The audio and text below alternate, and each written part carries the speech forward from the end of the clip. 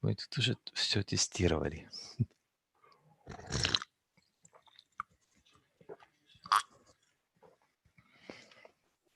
Timo, just be aware that the drinking is really loud. Should you do it during a live session? I'm gonna launch the music. We're live.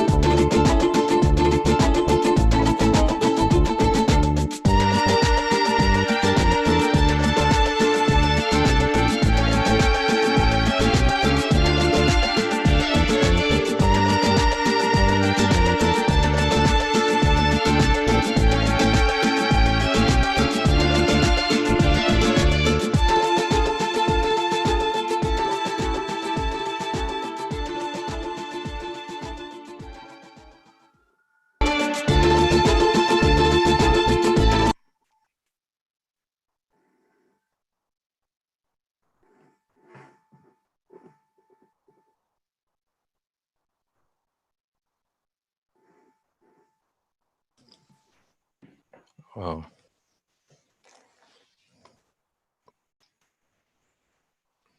Oh, is she there? Mm-hmm. Timo, you're live.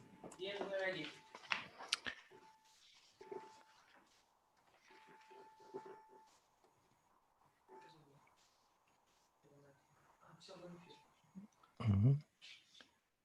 Okay.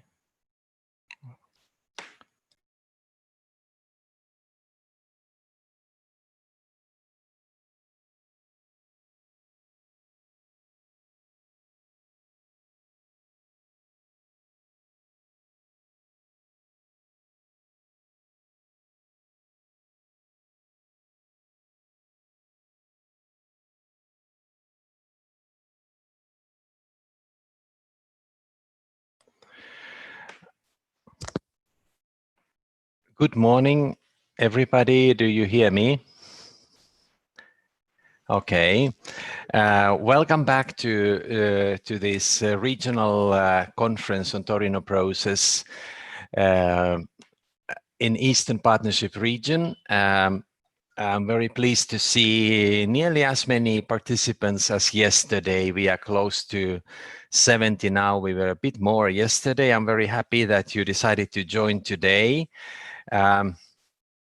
We yesterday had a discussion on what are the key issues that we have identified in the regional analysis of the Eastern Partnership countries, and just to remind you what are the issues I'm going to tell them, which we also discussed yesterday, not only in plenary but also in breakout groups. So the issues were the shrinking supply of skills and poor use of labor force. This was the first issue.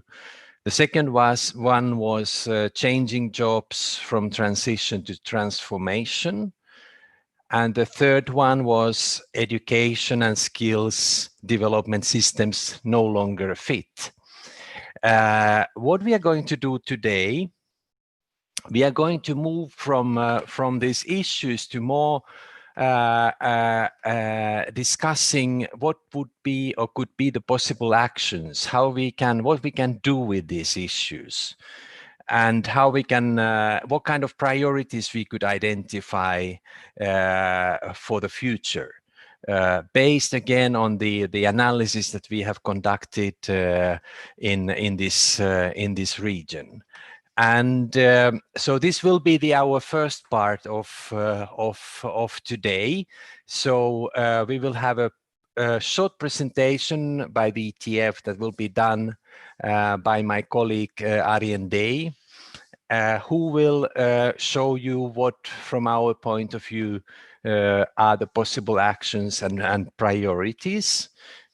Then we are going to discuss these issues not in breakout groups like yesterday, but together in plenary.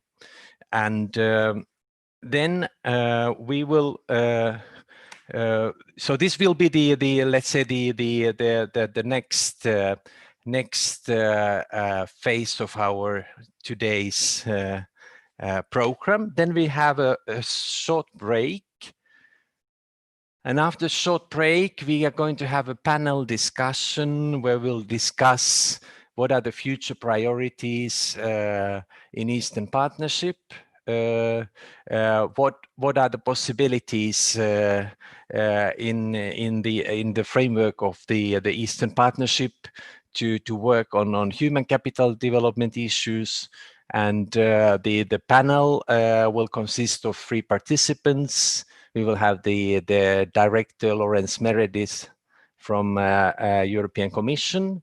We will have Tamar Kitiashvili, the Deputy Minister from Georgia, and Rodion Kolyshko from representing the Ukrainian employers. They will be our discussants.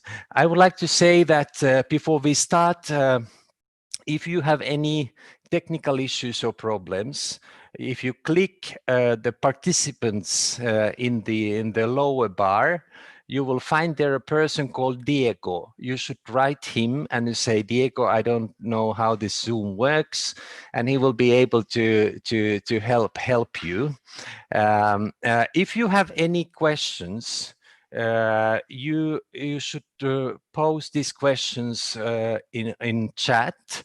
You see it in the middle of the lower bar, the chat. So you post your questions and or proposals, whatever they could be, in the chat. So we are following the chat. In parallel of this Zoom conference, we are broadcasting this conference also on YouTube and on the ETF website, and I'm very pleased also to welcome all our followers there to join today's discussion. So after the panel, we are going to conclude, and we aim to finish more or less around 12 o'clock, the Central European time. So once again, everybody, welcome.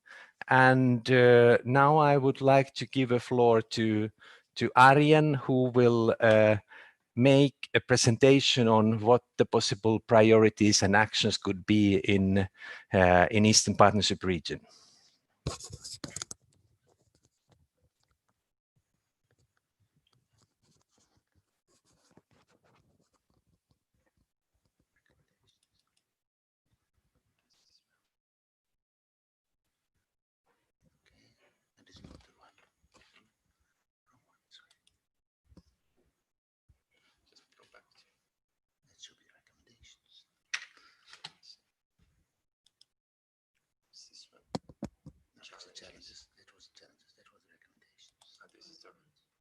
Yes, this is it. Can you share the screen? I can share the screen. So, good morning. Dobre utro. I will speak about the conclusions and recommendations of the report, and we will also have a look then at what are the actions. So the first thing is, of course, that we have seen is that the transformation is due to global changes. We have new jobs in the platform economy. We have much more services than before. Before we had much more agriculture, much more industry. We have much more SMEs where people work. We have jobs for life in bigger private companies in the public sector. They really become much rarer. Very few people have access to them. There are more opportunities for trade, for entrepreneurship, for greening, for more collaboration with the EU. And of course, we have the internet, which really has created a lot of new opportunities. The second thing is that education systems are moving from input-based systems, where we had a national curriculum which focused on subjects, much more to an outcome-based approach. So much more focus on modules, much more flexible provision. What does that mean? So we are focusing very much on developing competence rather than knowledge reproduction. So we don't want students to be very knowledgeable when they come out of the universities and out of the vet schools. We want them to be able to act. We want them to be able to deal with situations that they have not faced during their training. So it's important that learning doesn't only take place in the classroom. And of course, we're looking for more fit for purpose solutions. Much more focus on individuals, because individuals, they have actually different preferences and different talents. So, and we can also focus on young and old people, older people, old people like myself, and of course on the needs of companies. So, and this means this tailored provision of vet, rather than standardized provision of vet, requires really much stronger vet providers that can really act, that can really adapt programs to the needs of learners, to the needs of companies, that can develop programs which are short for adults. And there's therefore a need for more cooperation also. Cooperation not only with companies, but also with other types of providers. For instance, in the Australian framework, which they just have changed, they have made it possible for people to combine courses in higher education and vet. And now, these type of things, they're very typical. Also in the Finnish system, you can really see those changes. So making it possible to mix and match to the needs of the company, of the individual, and mix these type of courses. So that's also one of these lifelong learning features. Of course, SMEs, they are very important. And we have seen actually in the report, also I describe it, that there are clusters of SMEs, and they actually act often regionally. For instance, there's the construction cluster in Lviv. There are 2 clusters in textile in Moldova. There is the high-tech park in Minsk. They are typical clusters where a lot of small companies work together. They provide training, they do common research, they look for common funding, they cooperate together with the authorities. That is really very important, because SMEs must become stronger in order to grow. Local authorities and international partners also play a very important role. And teachers and trainers, they're really key, because they are the ones that support the delivery of training, help people in their learning, because learning is actually a process that of the individual. The individual has to acquire the competences. So teachers and trainers must be, let's say, prepared to support people effectively. So their role is changing. They are not only standing in front of the class and teaching. Then we have the Eastern Partnership 2021-2027. It aims to address many relevant factors that we have mentioned in the report. But the focus could be more on lifelong learning. So what we see in the reforms that are proposed, of course, is a continued reform on youth employability and entrepreneurship, but more focus on especially disadvantaged groups, and the idea of trying to learn also from the youth guarantee in the EU. National reforms are also continuing. There will be focus more on teachers and vet providers, also through Erasmus+, more bottom-up initiatives, so that these stronger institutions can develop, so that teachers can adapt to their role. Digital skills and greening, they're also becoming more and more important. And there will be more focus on regional and on local cooperation, not only on national policy levels. Now, let's look at what is our message, our key message of the report. The key message is to build more systemic capacities for lifelong learning and adult learning, as more and more people need access to lifelong learning in order to contribute to sustainable growth. Lifelong learning is not limited to formal education. We have to look beyond education systems to support lifelong learning systems. So the education systems are part of lifelong learning systems, but they are not the answer. We have to look beyond. So these are our main conclusions and our message. So if we want to move to those lifelong learning systems, how are we going to do that? And we have 4 recommendations. Can we go to the next slide? So the first one is support the strengthening and optimization of providers. what do we see? In many countries, they are mapping the providers at the moment. There are, of course, less and less students, and teachers are, as institutions are being closed down. So what we see is that the size of providers is small by international comparison. And but it's not just a question of saying, okay, we have PTO's, we have colleges and technicums. Let's see how many we have in total. We have so many less students. Let's close down so that we keep a bigger average. It's actually more complex than that. You know, you need also to ensure access. So people that are very far away from school, they will then not be able to exceed. And we have seen in the Torino report that actually people in remote regions, in smaller towns and in rural areas, they have actually much less chances for lifelong learning. So we have to actually consider all types of providers, because providers must be able to be flexible to provide different type of courses, so that also they can, let's say, pool resources. For instance, we have in Belarus, we have the example of the resource centers. The idea is to share modern resources, modern equipment, to make it available in a college, and to allow pupils, to allow students from vet schools, and to allow students from universities to come to those centers and to use those centers and to get support locally. So sharing resources, but also more training in companies, collaboration with companies. So that's very important. There are also other models. For instance, in Moldova, they really have much bigger vet schools than in the other countries now. Actually, they are more or less the size that they were in the Soviet times, because they merged initial vet with colleges.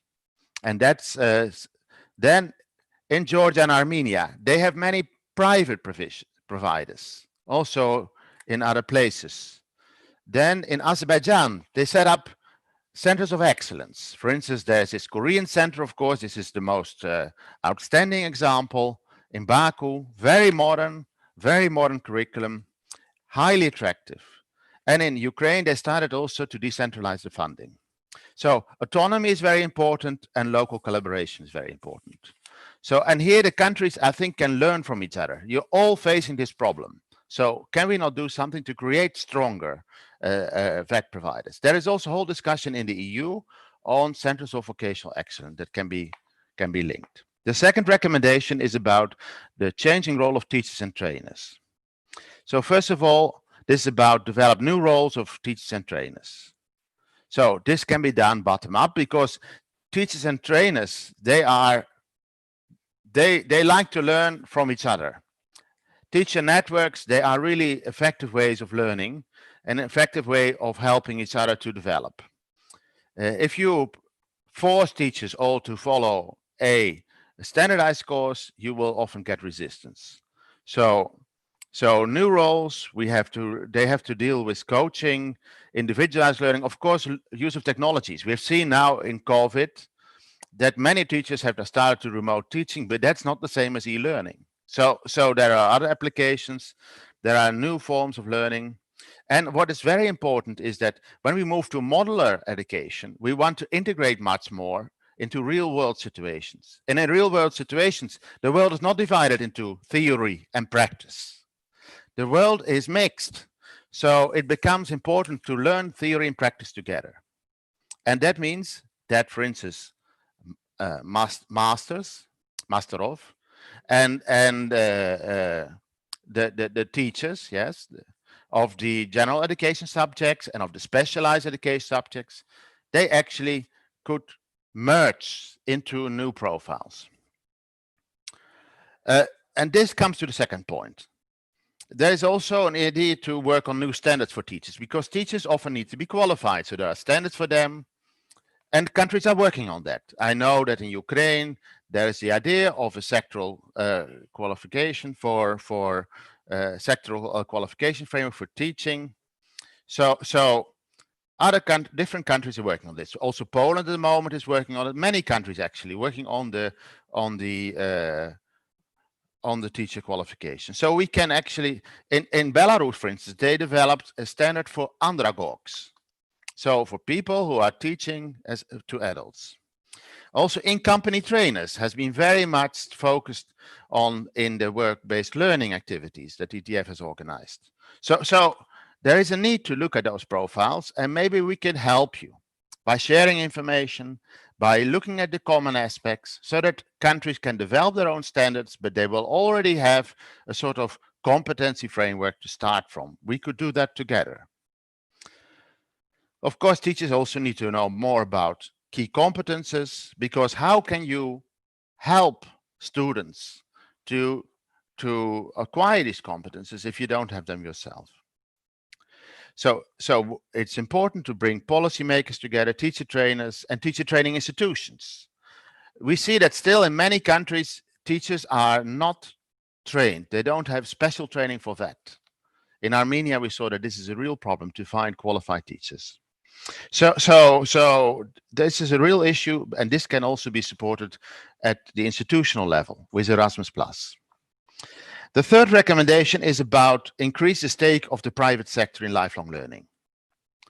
So it's about sharing responsibilities and giving decision-making power to companies, because if you just ask them to look at proposals from the government and say what they think and then ignore their opinion, then you are losing their support. So it's about finding ways of co-decision making, sharing responsibilities. So and they are very important for they are the motor for employment and for sustainable growth in every country. So we should always bear it in mind. So human capital development, it should support enterprise development and give private sectors a strong say in the identification of skill needs, for instance, the development of occupational standards, work-based learning, introduction of new technologies, teacher training. Teachers often have not spent a lot of time in companies, and teachers in fact should spend time in companies, and continuing training. And of course, the focus has to be especially on SMEs. They are really important. That's where the most growth in employment, but unfortunately not economically. So, and they have to become stronger. They have to become more competitive, more productive. So we have to see how we can work with them, for instance, through clusters, and also share experience between the different countries. Whatever solutions you have, they are really worthwhile to share. And the last point that I have as a recommendation is that we should start monitoring and support the capacities and opportunities for lifelong learning. We've tried with this round of the Torino process to really raise questions about the capacities for human capital development. We haven't found the answers. We don't have the answers. We don't know actually who are the providers for adult learning in the different countries. We know some of them, but there is not an overview of these are the providers that we have, and in this region we have so many, and in that region we have so many. Some vet schools are providing adult learning.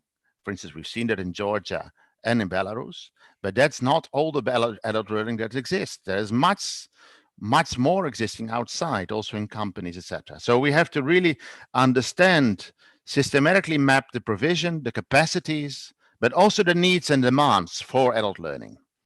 What are the existing needs? What are the emerging needs? And which people, there are a lot of people inactive, as we saw, or they are in bad jobs. How can we interest those people to develop themselves so that they can actually have a better future for themselves? So, and we should consider also non-formal and informal learning. They're also important. They're also ways of learning. So we look at initial or adults institutions versus institutions that deal with both, existing and potential capacity and the territorial distribution of institutions. We've seen that in all the countries, the focus is very much on the bigger cities. If you're living outside the bigger cities, your opportunities are really much more limited. We're looking at capacity to provide also blended solutions. A lot of provision can be done online and combined with face-to-face or training in companies. And also these systems can be linked. So we're looking at the involvement of stakeholders, of course, including companies, including authorities, including also NGOs. They play an important role. For instance, in Belarus, there's a big sector for non-formal learning that is very well organized. Also in Ukraine. Then there is, of course, much more focus needed on work-based learning. So to understand these things in that context.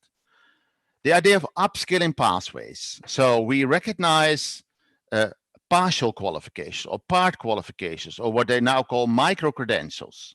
So you take a module, you recognize it, but you said, look, in order to be fully competent, you still need to obtain other ones. So every individual has different pathways. So you, for instance, in Finland, they started to develop individual learning programs. Validation of non-formal and formal learning is very important for that. Then we need to know much more about the participation in lifelong learning and CVT. Yes, we have the indicator from the LFS, from the labor force survey, but that's not enough. We need to understand better what is current demand, what is the participation. Also, we need to look at the population and how things are developing. A lot of countries have developed their national development strategies for 2030, 2035. So we know the priorities. We know what we want to achieve. How are we going to get there? How are we going to get people there?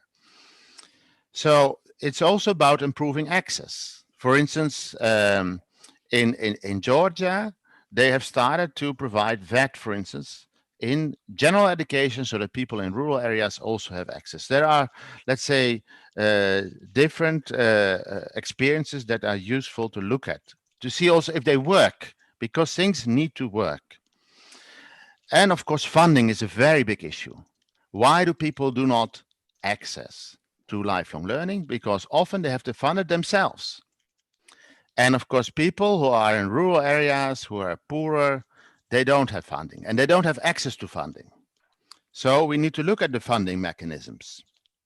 And this could be coming funding from companies, from the government, from regions, and from individuals and families, and from donors. And we need to see where are the gaps so that we can really address them. So that's and we would like to start with a baseline study so that we can see over the years how the situation improves. So we should have a common approach for that. So these are the recommendations. Thank you very much.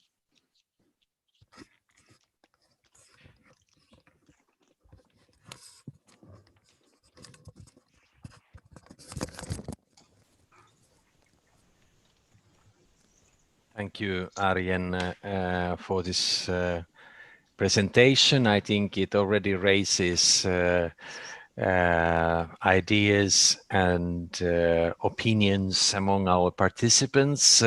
Once again, everybody welcome. I can see that the number of participants has increased slightly, so we are now a little bit over 70 here. And I think we have also quite some followers on YouTube. What we are going to do now is that we will have a kind of, we call it poll, where we will ask you to give your opinion on these priorities and actions that were presented by Arjen, after which we are going to have a discussion. We will be able to discuss together, you know, what are your views on this, but I will tell more about this once we have done the poll. So once again, everybody welcome, all followers welcome. If you have any technical issues, I told you, you know, click the participant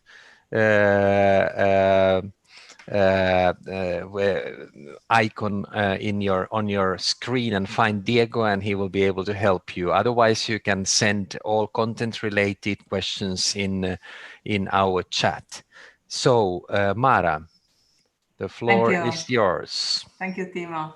Yes, good morning, everyone. Welcome back today. Yes, we are more than 70 now, and we've all heard and listen to Arjen's presentation. And we would like to get your, your immediate feedback with a very quick poll.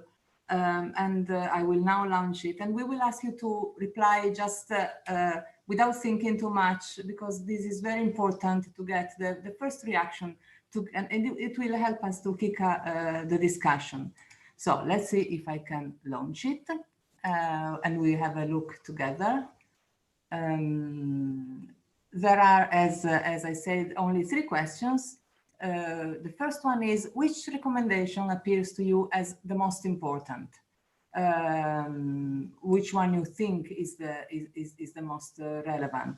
And which one would be, the second question is, where do you see more feasibility? Which one is the easiest to implement for you? And finally, a last question. To what extent are you already working in this direction in your country? We've heard, yes, I remember yesterday in a breakout room, someone said, someone from Moldova said, we are already dancing this tune.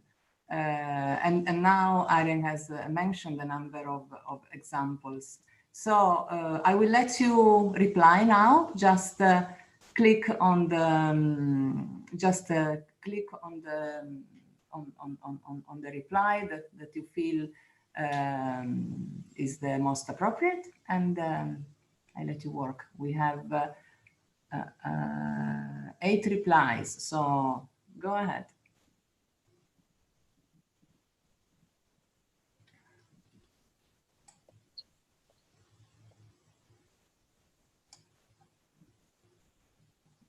Please scroll down because I think that on your screen you will see only the first question. So of course you can move the cursor to the right of the square of the window, and you can scroll down to see the second and third question, so that you can also reply to those. Replies are coming. 21 now. I will give you a couple of more minutes.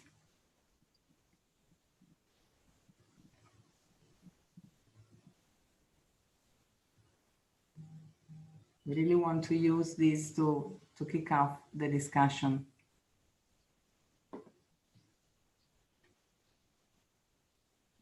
I start seeing the results, but I will not share them now. 31, more or less half of us have voted.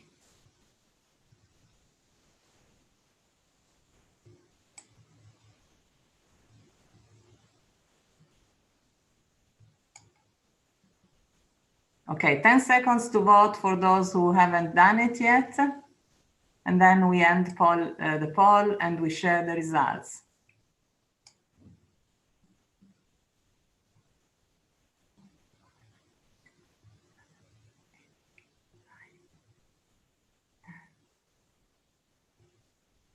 Okay, I didn't get all the votes. I wanted to pass the 50% to get a majority. Okay, so I will end the polling now, and let's see if I manage to share the results.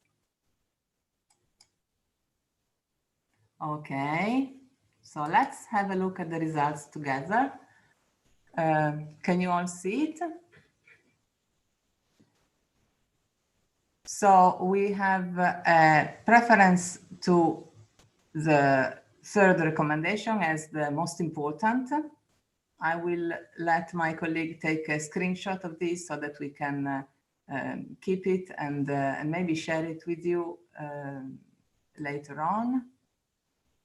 Then for the second one, it is still quite balanced. They are all important, of course, and they are and as a feasibility, let's say, there is a preference from the audience on the second, support the changing role of teachers and trainers. And finally, let's have a look at how you feel you are already going into this direction. Here we have a clear majority of partially. So there is something moving, but not a lot, at least for 24 people. 11 of you said that you are already working a lot, which is a good result anyway. Timo, I would give the floor back to you so that you can start from this and go ahead with the meeting. And thank you all for participating to the poll. Okay. Thank you, Mara, very much. Interesting results of our poll. Now, according to our agenda, we will create a possibility for our Central Asian participants to have their own breakout group discussion. So you don't again need to do anything. You will be assigned automatically to work with Christine Hemschmeier, who will lead the discussion with you. The others will stay now in plenary, and we will be able to start now our discussion. If you want if you have a question or something, I will then ask you to raise the hand. You probably have seen in the lower bar, you know,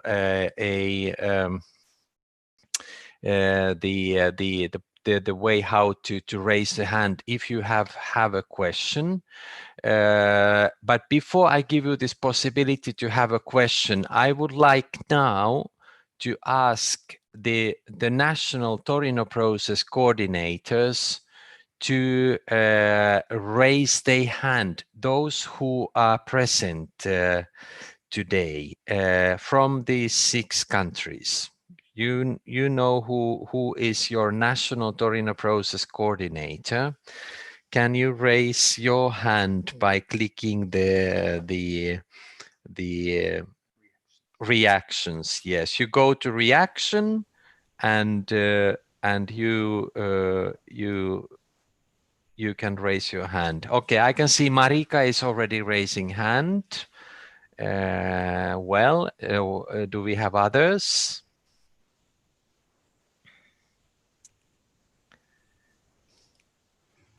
Victoria is also raising hand.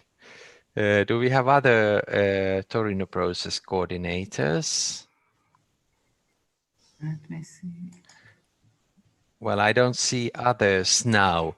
So why I'm asking this, because I would like both Marika and Victoria to start the discussion. What is your reaction on? You have been both involved in Torino process very actively for a longer period of time. What is your idea on, you know, would you agree with these priorities? Maybe we start with Marika Zakariashvili. Mm-hmm. Hello to everybody. I'm very happy to be included in this process.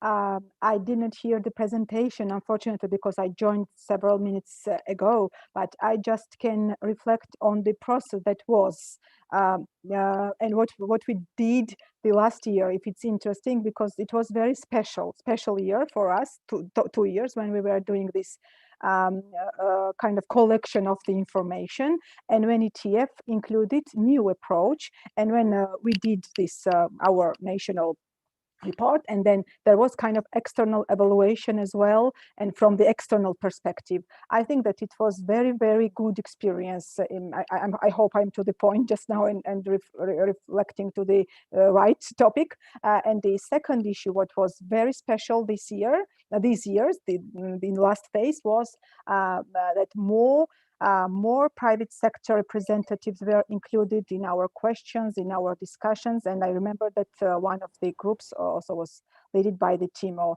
I don't know what are your priorities for the future, because if you discuss that, I just joined, I don't know, but what was good in the last phase was those 2 points, that we made external evaluation from other perspective, and also we had more involvement from the private sector. Thank you. Thank you, Marika.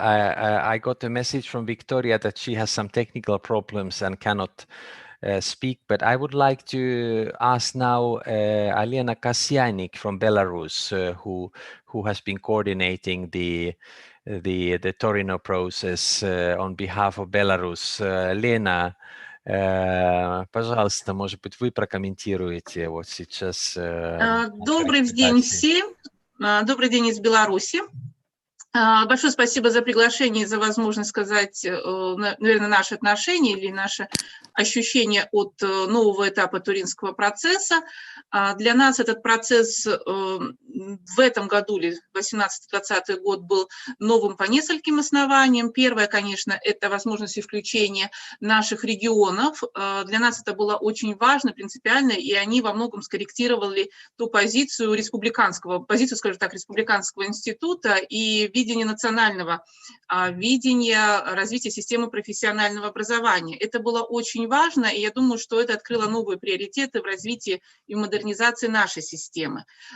И также очень импонировало, да, и я здесь соглашусь с Марикой, что отчеты, которые были подготовлены Европейским фондом образования, недостаточно четко и удачно показали с внешней стороны, показали те ориентиры и те направления, в которых может происходить модернизация системы профессионального образования, в частности в Беларуси. Мы согласны в полной мере, что у нас есть сильные стороны, одними из которых является, это, конечно, создание ресурсных центров, привлечение работодателей к реформированию системы профессионального образования, содержания. И, конечно, это та работа, которую на данный момент мы проводим с нашими преподавателями, разработки секторальной рамки квалификаций педагогических работников и также профессиональных стандартов для педагогов и руководителей. То, что нам предстоит еще сделать очень много, и вот то, что мы уже вчера обсуждали в нашей рабочей группе, это, конечно, индивидуализация образовательных программ, траекторий, системы профессионального образования, учет опыта, предыдущего опыта. И, конечно, мы находимся пока только в начале пути. Это оценка и признание квалификаций. Вот. Но я надеюсь, что при помощи, наверное, такого нашего содружества, активного взаимодействия, опыта других стран, которые также развиваются в данном направлении, у нас это получится и получится эффективно. Спасибо. У меня, Елена, к вам один вопрос есть. Да. По поводу вот этих приоритетов, которые Арjen представил, вот эти 4 темы. Вот насколько вы с этими приоритетами согласны? Потому что они идут как обобщенные приоритеты по всем 6 странам. Вот что вы по этому поводу можете сказать? Да, я принимала участие тоже в голосовании. Все эти 4 приоритета, они важны для республики, но, наверное, мы находимся на различном этапе реализации этих приоритетов. Да? Одним из основных мы видим это все-таки развитие взаимодействия с работодателями и совершенствование в этом направлении. У нас очень активно, еще раз повторюсь, работаем по работе совершенствованию профессиональной деятельности и профессиональных квалификаций педагогов. Это то, что нам удается, на то, что сейчас нацелена наша основная деятельность, что нам удается достаточно успешно делать. Вот.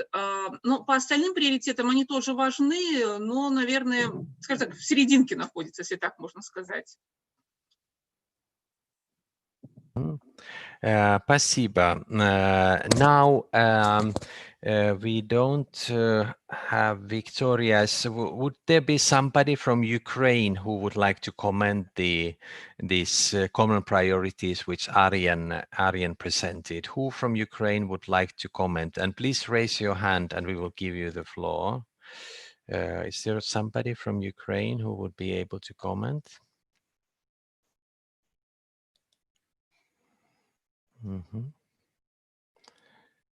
Or, okay, Rodion Kolyshko. Okay, Rodion, go ahead. Good morning, everybody. Good morning, Timo, colleagues. Thank you for inviting, for giving the floor. Well, basically, I think that the recommendations presented by Arjen are all of them are very general and very it could be not easily, but introduced in Ukrainian context.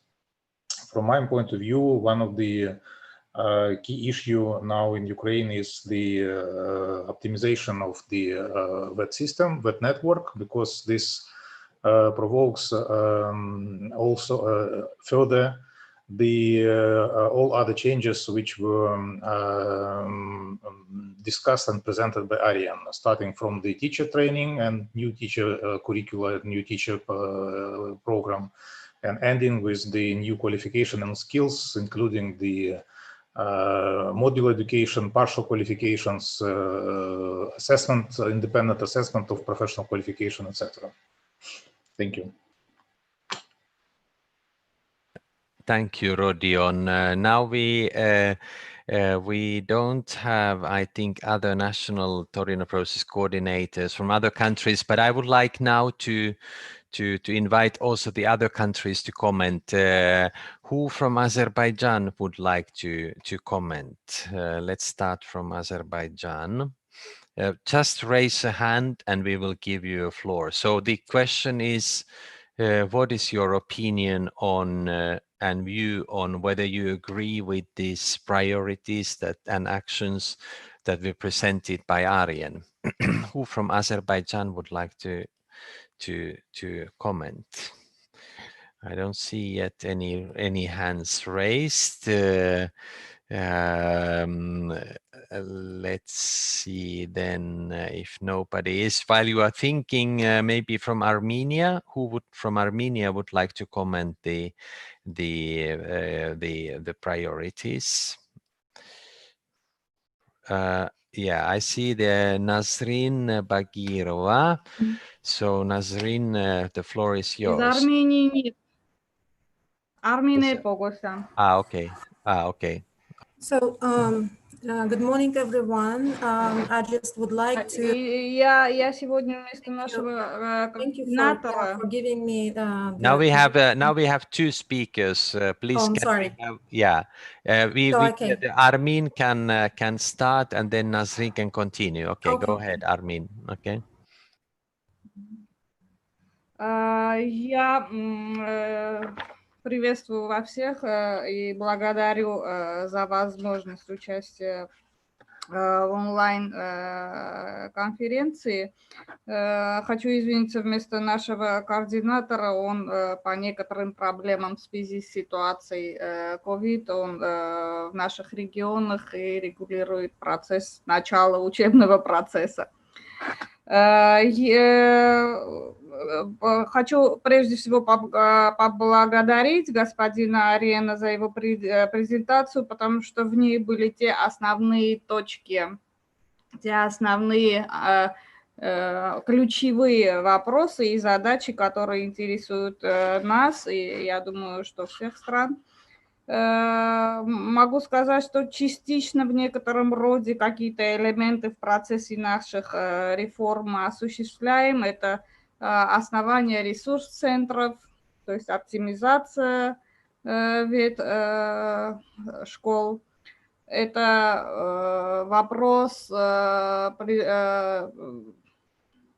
подготовки новой методологии подготовки преподавателей школ, придание им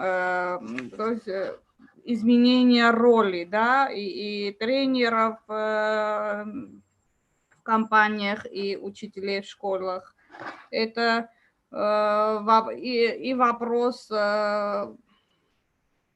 повышения роли частного сектора в процессе обучения и в особенности в процессе имплементации обучения на рабочем месте. Очень важный элемент, да, мы сейчас на начальной стадии, у нас не очень хорошо развита регулирующая база организации обучения в течение всей жизни, lifelong learning, да, и очень важный пункт для меня был это, из презентации, это частичная квалификация, да, и валидация неформального и информального обучения.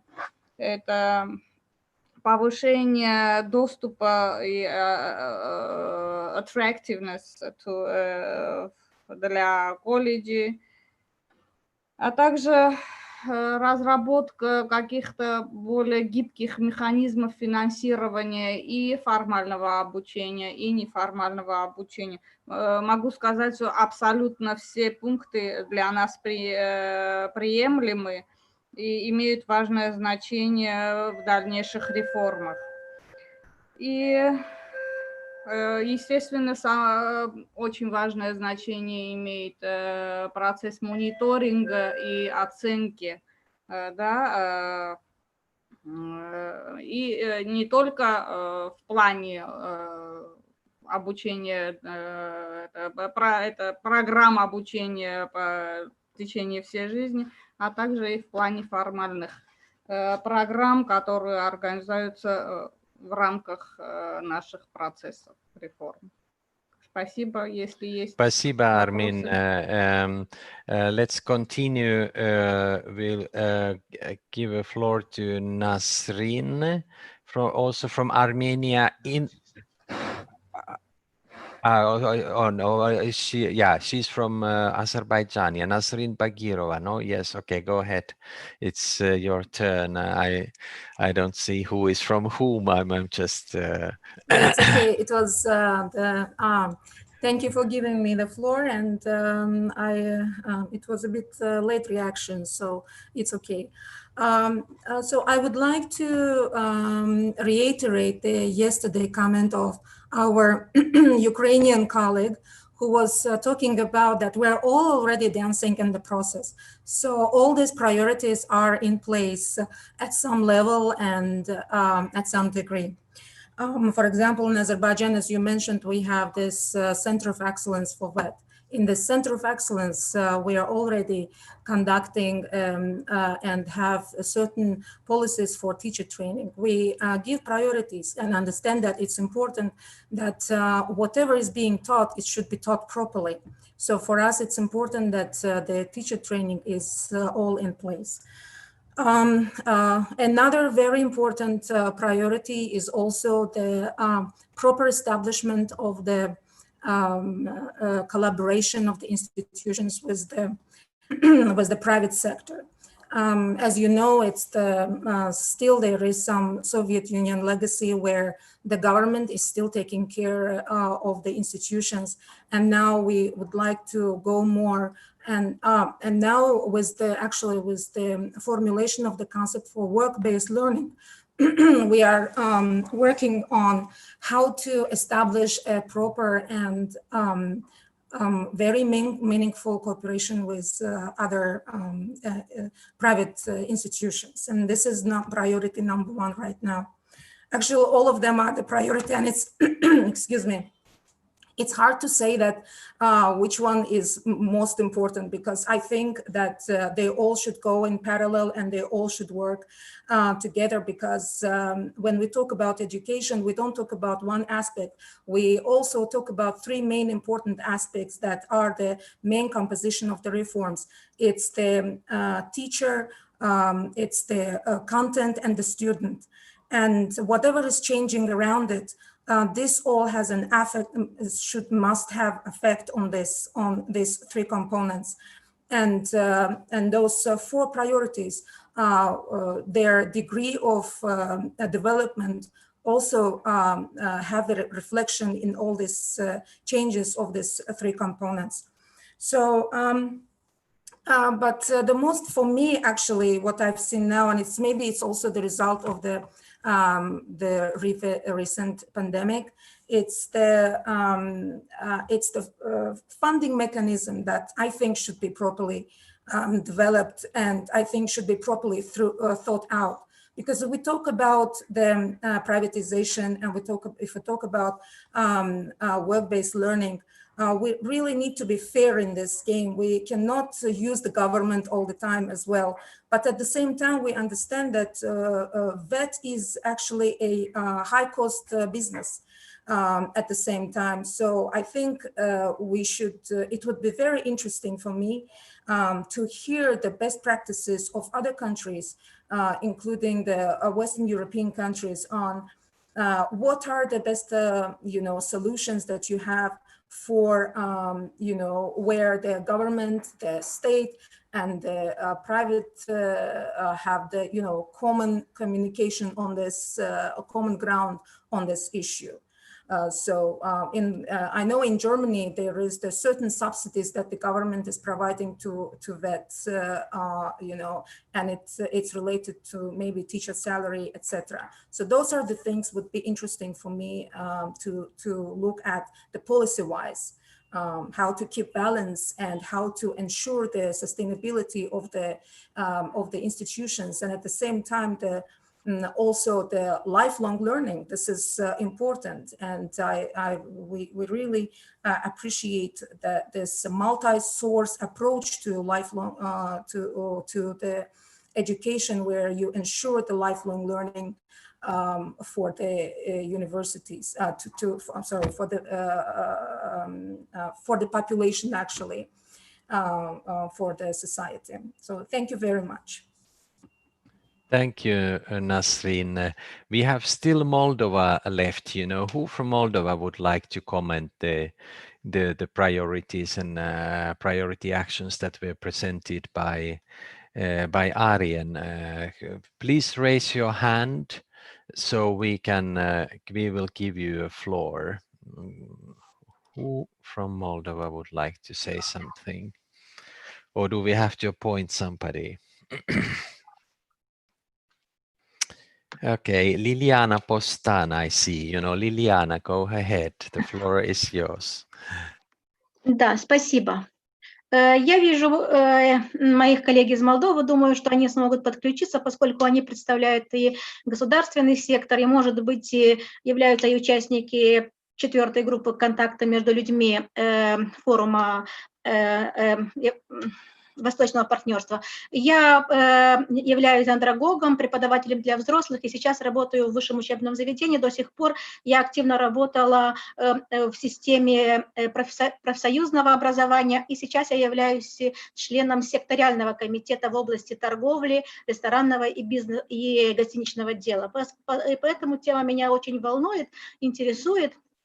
Часть моей профессиональной деятельности связана с этим, и в дальнейшем я вообще много связываю мою дальнейшую деятельность, профессиональную, но и не только, с образованием взрослых. Все приоритеты были важны, для нашей страны важны. Как сказала Назарин, они в какой-то части уже обозначены в нашей стране, но они в совокупности и в отдельности еще не имеют полного влияния и дополнительной стоимости и для населения, и для работодателей, и для системы образования, имея в виду связь между формальным, неформальным и информальным образованием. Но в документах, которые мы получили перед конференцией, Молдова обозначена как страна,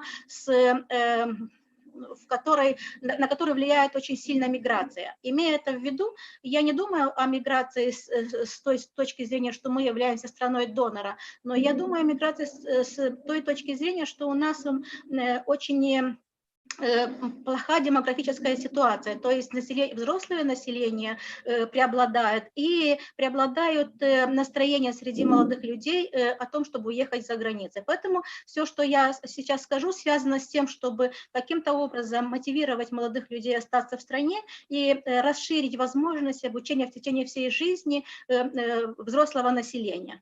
И я в этих рекомендациях отметила для себя 3 плоскости. Это плоскость человеческих ресурсов, это плоскость администрации и государства, и плоскость частного сектора. Я бы начала, ну и 4-я плоскость – это профессионально-техническое обучение, которое сейчас в мере воплощения методологии по признанию квалификаций, добытых в неформальном и информальном секторе, они сейчас должны эти квалификации валидировать. Вот это очень тоже важно, об этом тоже стоит поговорить. Но я бы, конечно, с моей точки зрения, я бы сейчас сделала упор на человеческий ресурс, то есть на открытие для уже действующих преподавателей. Я не говорю о тренерах, я не говорю о тьюторах, тех, которые занимаются непрерывным образованием, но именно для преподавателей возможностей обучения в течение всей жизни, возможности обогащать свою профессиональную деятельность, в том числе и с точки зрения мотивации, и с точки зрения финансовой, открыв для себя возможности непрерывного образования, открыв для себя возможности посещать экономические агенты, помогать экономическим агентам для развития обучения на рабочем месте, показать, как можно переквалифицировать, специализировать преподавателей. И поэтому я думаю, что в Республике Молдова, имея в виду уже давно действующую систему оптимизации учебных заведений до университетского или до профессионального уровня, и в сельских местностях, особенно где сейчас и мало населения, и население с низким социальным участием, показать учителям, что они могут иметь и дополнительный доход, и возможность участия, и мотивации, и расширив их функциональные возможности, профессиональные возможности, каким-то образом включая в их должностные обязанности, можно так сказать, конечно, с оплатой соответствующей, атрибуции, компетенции, связанные с обучением в течение всей жизни и, может быть, связанные даже с развитием каких-то или формированием каких-то компетенций ремесленничества уровня на уровне сельской местности. Но я не могу отделить какой-то приоритет. Я считаю, что они все должны действовать в связке, имея в виду то, что у нас этот процесс уже начался давно, но в меру каких-то факторов на этапе только вхождения этого феномена обучения в течение всей жизни в Республике Молдова было больше мотивированности, было больше привязанности людей, системы образования, НПО к этой концепции. Сейчас я наблюдаю какой-то спад, видимо, потому что мы не увидели добавленной стоимости. Спасибо. Спасибо большое, Liliana. I would now like anybody, if you have any short comment or question, on the priorities that were presented by Arjen, who would like to say something? Please raise your hand if you have a question or maybe a comment. A short one. Who would like to raise a hand and ask a question? I don't see yet anybody.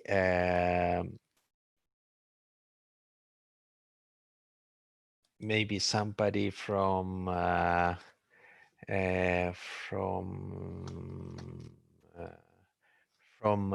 the ETF or from the European Commission or EU delegation. I see there are several people present here who would like to maybe make a comment or raise a question.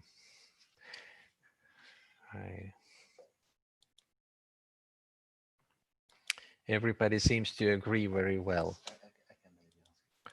Okay, Arjen wants to ask a question. Just a minute. You have also received an overview of all the recommendations for the other countries, and you see that there are very many recommendations for all countries. These were, as Rodion said, rather general, but they are not meant to be general. They're meant to be operational. So these were what we thought could be the basis for regional cooperation and sharing experience and sharing also experience from EU practices so that all countries could benefit. Can we have some reactions from people about how would they see this regional cooperation, and what would be important to start with? How can we make these things more concrete? How can we make them more action-oriented even?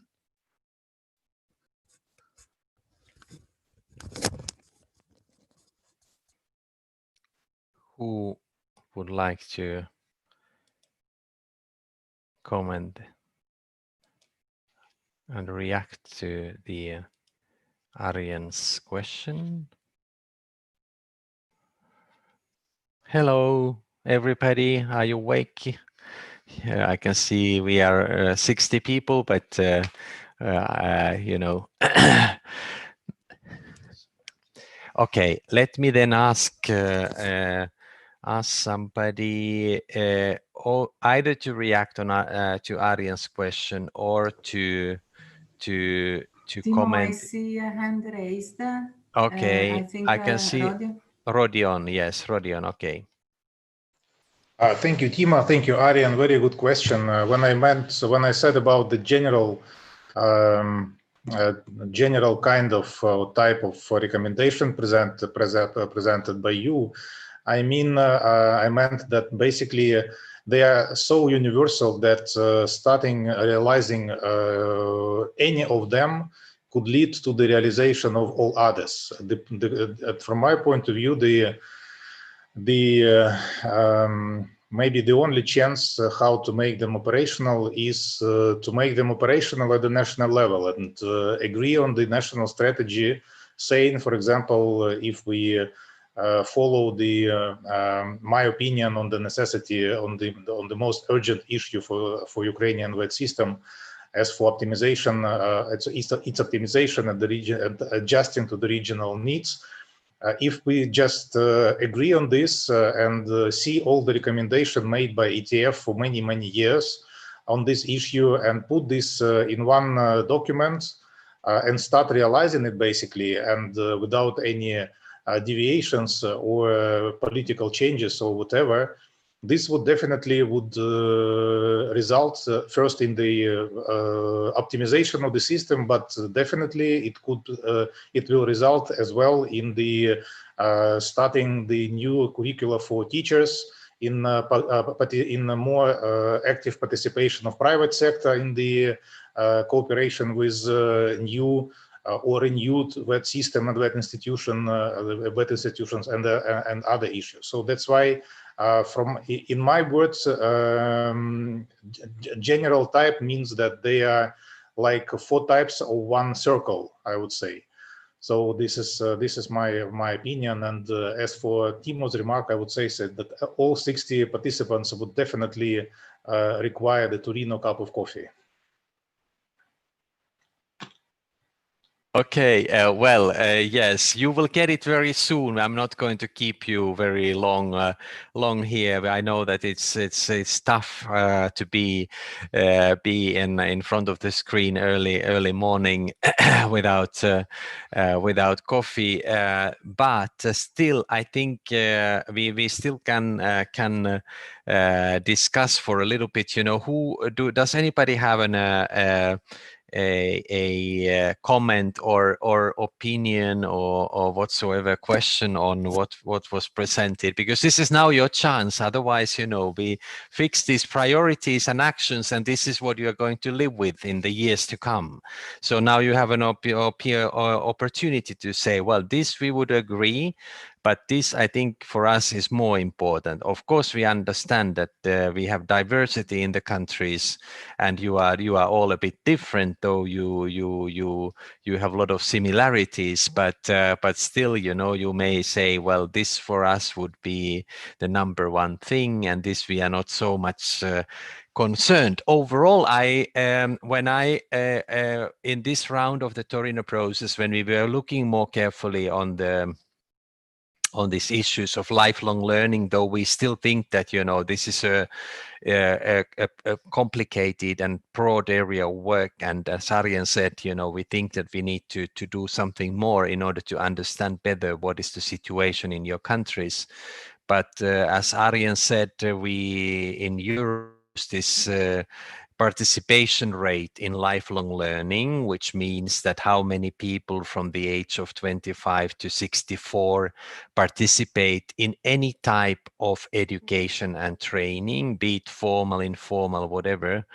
This comes from the labor force survey. Some of the countries in your countries have already published this participation rate, and it's extremely low. I mean, it's around 1%, I think, in the countries where I have seen it. In Ukraine, it's even slightly below. So this is kind of surprises me, because it means I have a feeling that it, you know, when I visit your countries, that yes, indeed, people study and people learn and they take courses, but is it then only, you know, those based in the capital, mainly the sort of people who are better off? Is it really the access to the learning, or is it the motivation? A colleague in Ukraine said that you know, it probably could also a problem of motivation, that, you know, once you have done your schooling and universities, and if you are offered to study more, then you would say, well, do you think that I'm stupid? You know, why should I study more and learn more, because I have done my studies? But this is something that was quite surprising for me, you know, this very, very low participation of adults in lifelong learning. I don't know, maybe this is not something that you have thought a lot, but for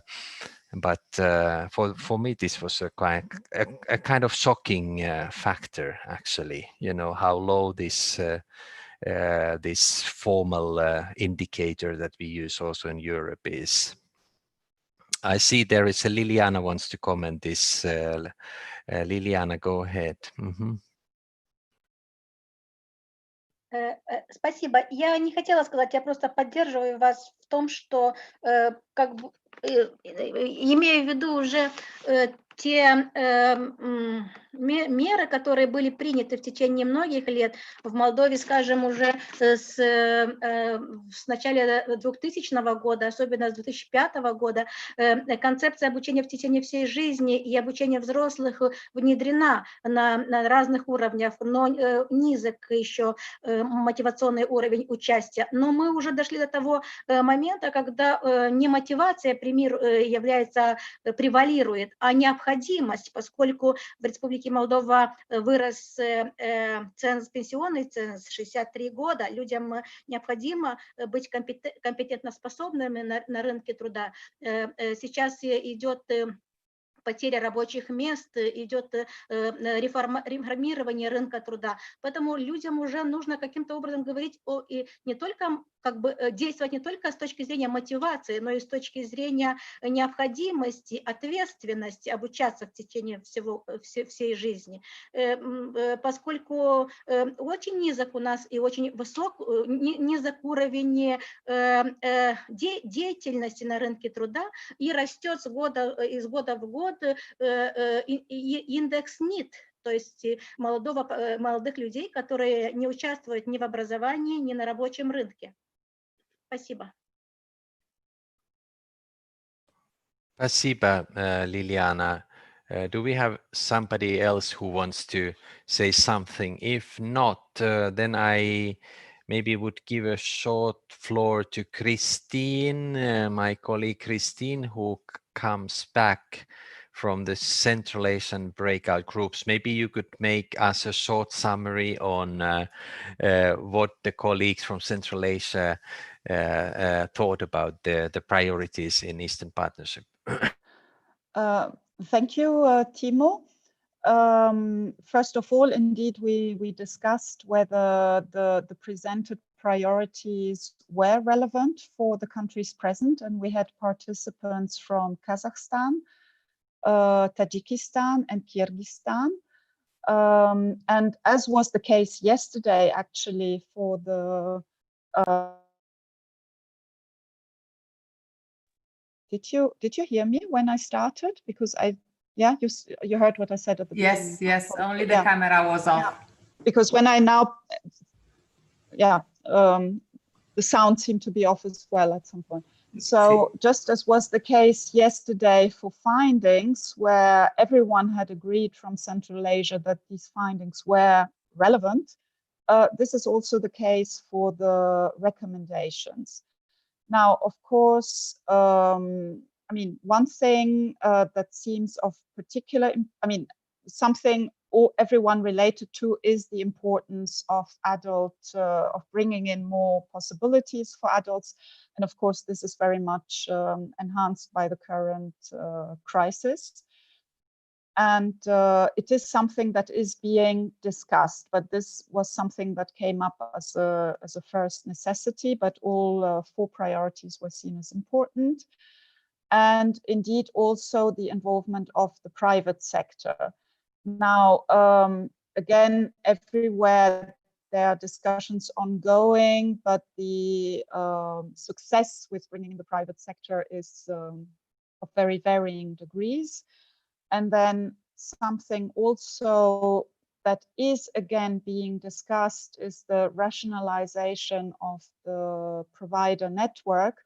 However, very rarely in yet in the spirit of complete integration for lifelong learning. So it's more between different levels of VET. It's more a rationalization of the subsector as such, the attention to there still being possibilities for learners, be it adults, be it young people, in rural environments, in far-off regions, in small cities, is perhaps not necessarily seen as the first priority. So it's more seen as a rationalization exercise for efficiency reasons, but not in terms of the learning opportunities. But also this is a discussion that is ongoing.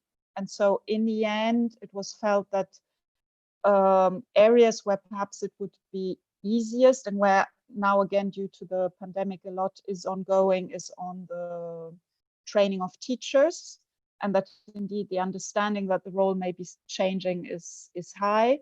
And then in theory also on monitoring, but again, this is being talked about for adult learning, but hasn't actually advanced for the last years. Perhaps we will see a development, an important development over the few years. I hope that I have captured what we have discussed. So thank you for the opportunity to bring that back to the colleagues from the Eastern Partnership. Okay, thank you, Christine. You know, we have a comment.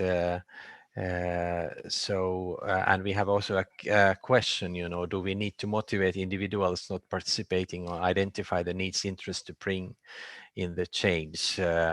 Well, I mean, now I think, unfortunately, we don't have time to continue this discussion, but I think this discussion will hopefully continue in different forms among the countries and across the countries. Now I would like to give a floor to Mara, who will do a short validation Is it me? exercise. Yes, it's you. You know, okay. you tell what you need to do. Now, first of all, it was very good to follow this discussion. It's not always easy when we are online, but it was a nice exchange. And I would ask you to, if you can, if your technical tools allow to switch on your cameras, and I hope that we are all ready to, let's say, to do a very quick and informal validation exercise. But I've heard that even the Pope can be appointed by acclamation. So I think this we can do this also for our for the results of our discussion. So I would ask you to go down in your reactions button, and if you are fine with, I mean, if you feel ready to validate the results of the discussion, that means the importance of the key issues as we discussed yesterday, and the discussion today in particular on the recommendation, just let's give an applause. And if we have enough hands, then we will hear an applause. Let's see if we can make it.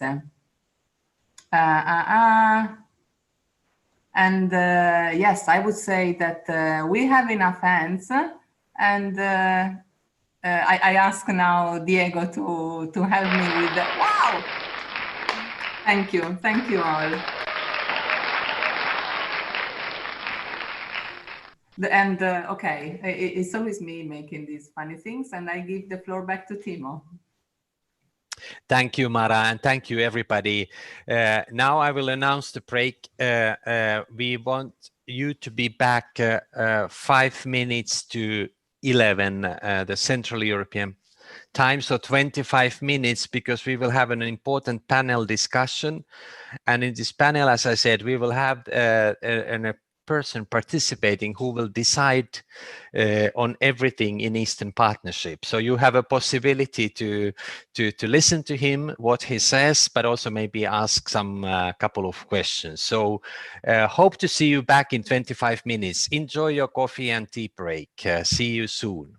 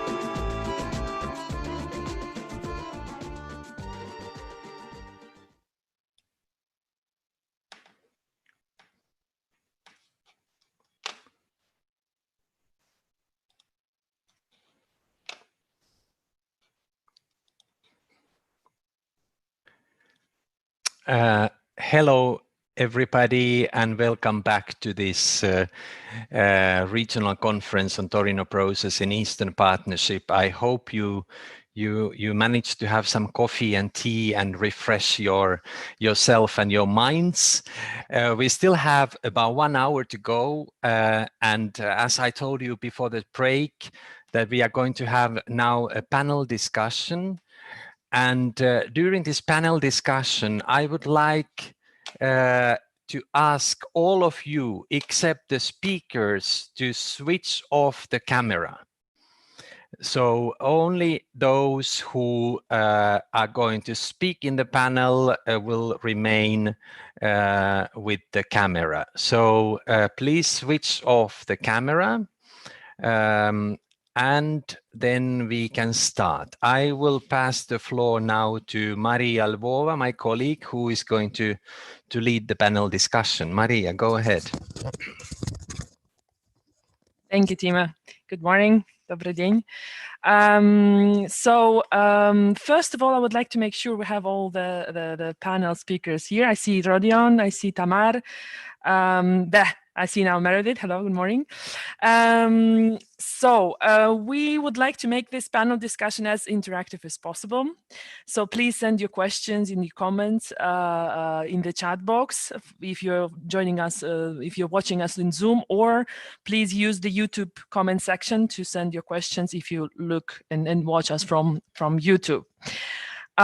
First of all, I would like to present the members of our panel. Lawrence Meredith from the Directorate General for Neighborhood. Lawrence, good morning. We can't hear you. Good morning. Yes, yeah. yes. Yeah, now we can. Okay. Thanks a lot for your time and thanks for participating in this panel discussion. Then we have Tamar Kitiashvili, the Deputy Minister of Education, Science, Culture and Sport from Georgia. Welcome, Tamar. Hello. I hope you hear me. Yes. Great. Clear and good. And then we have Rodion Kolyshko from the Institute of Professional Qualifications of Ukraine. Good morning, Rodion. Good morning, everybody. Hi. So my first question will be to Lawrence. Lawrence, this panel is going to be about the future of Eastern Partnership. Eastern Partnership was launched in 2009 by the European External Action Service. So it recently had 10 years anniversary. And it included the issues and the topics of the human capital development. So now I understand that we begin the next cycle of the Eastern Partnership. So what's next? Could you introduce us the next phase of Eastern Partnership and what are the possibilities for cooperation in the field of the human capital development? Sure, thanks a lot. Great to be with good friends from the ETF and of course all others online. Always a pleasure. Let me start by saying, and I think it's important to recall that throughout the development of the Eastern Partnership, and I would say in particular at the last summit in Brussels in November 2017, there's always been recognition that youth and education and skills and lifelong learning are at the heart of our work together with the Eastern partners. And in fact, it was by far the biggest commitment made by the leaders of the Eastern Partnership and the European Union when they met in Brussels in November 2017. Over 300 million euros promised for youth mobility and education. And I think that shows how important human capital is in the 21st century. And I mean, that is only going to grow. And it's quite interesting when we look to the future. We started preparing around the 10th anniversary last summer, and we did a massive consultation. And I think it's important to say that the ideas that the European Union are putting forward in the March communication this year are ideas that are built on 5 months of consultation with our partners, with European Union member states, with strong international organizations like the European Training Foundation. So with lots of input from civil society and youth and universities and academics. So this is the sum total of the best ideas that came out. And this is something that we put together, but based on ideas and evidence from a very wide range of sources. And I'd like to say it's evolution, not revolution. If it's not broke, don't fix it. So I think many people felt that the Eastern Partnership has a really strong focus on bringing benefits for people, and that was something we should continue to keep at the heart of the policy. And in that regard, we're moving from the 4 priorities we had before to 5 priorities going forwards. What's the difference? Well, first and foremost, I would say, not surprisingly, in these terrible COVID hit times, it's the economy first. We all need to get people back to work, get jobs and connectivity. So economy and connectivity come out as a strong first focus. But then I think a very strong message from civil society and youth was we need to do more on values. So whereas we had 1 priority governance before, now we will have 2 going forwards. I think that's really an important development. We'll have the one that we're going to discuss today, which is the inclusive society, mobilizing human capital.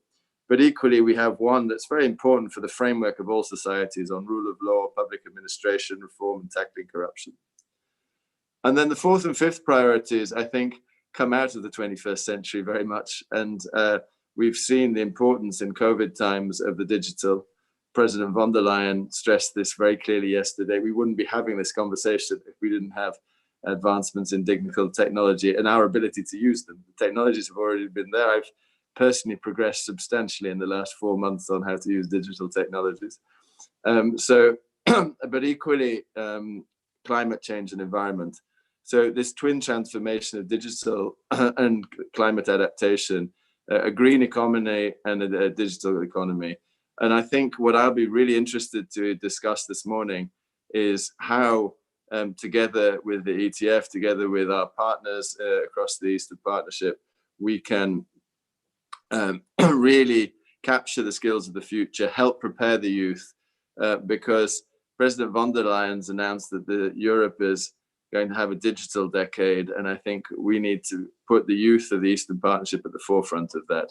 So helping upskill the youth to face the challenges of the future, to fit for a green economy, fit for a digital economy, is what is going to be at the center of the Eastern Partnership going forward. And I look forward very much to discussing that with you this morning. Thank you very much. Thank you. Thanks a lot, Lawrence. So yeah, green and digital are kind of 2 keywords now, I think, in the European agenda. Before passing to my next question, Rodion and Tamar, do you have any comments on what we've just heard from Lawrence?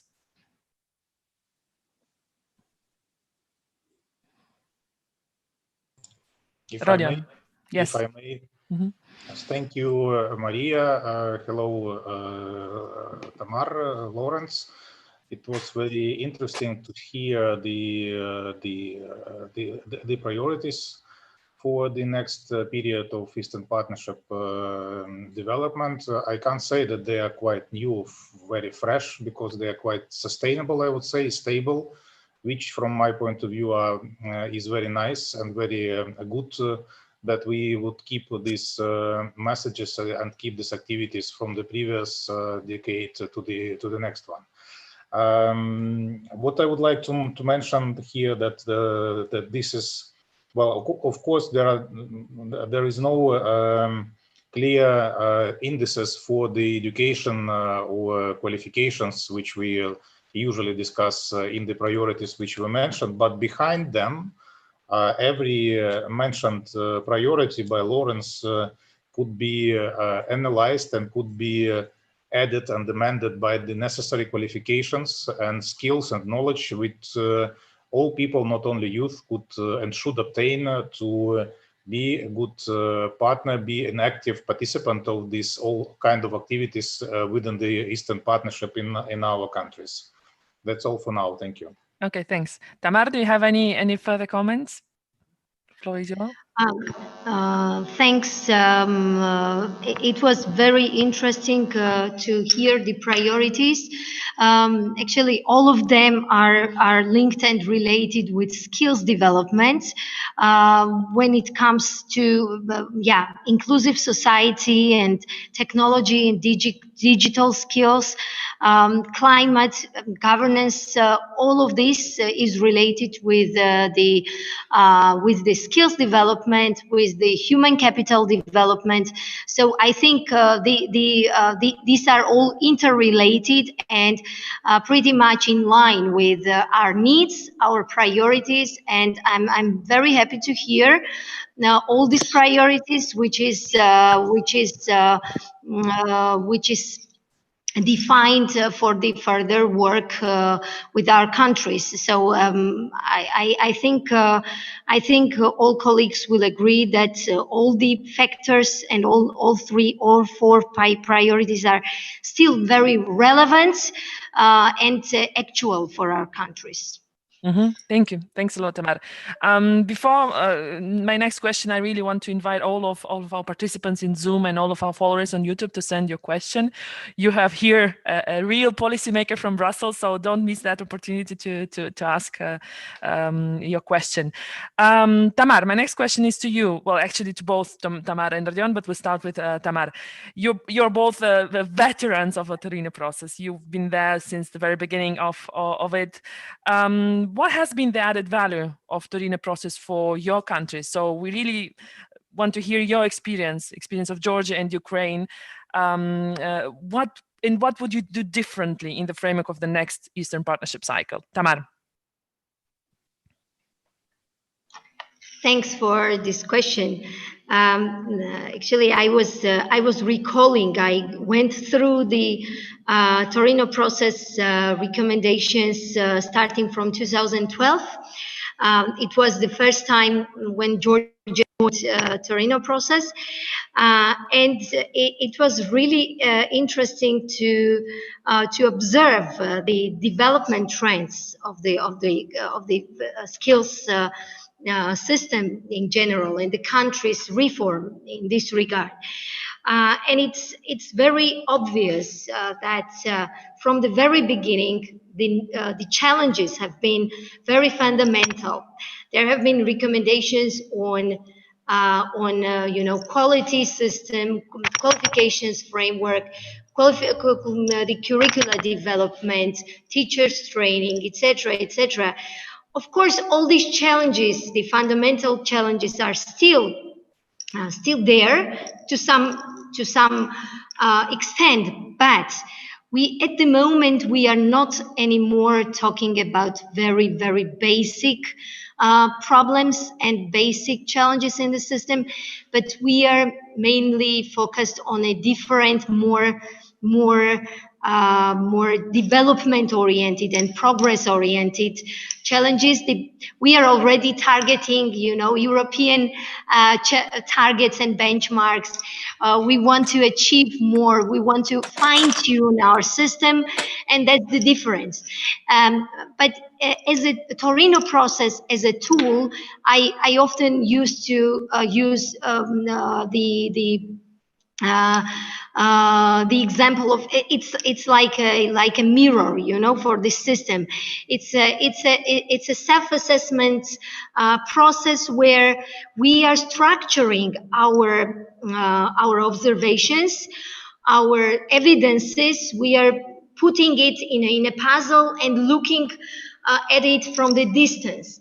And since the process step by step became more inclusive, more stakeholder inclusive, that was showing us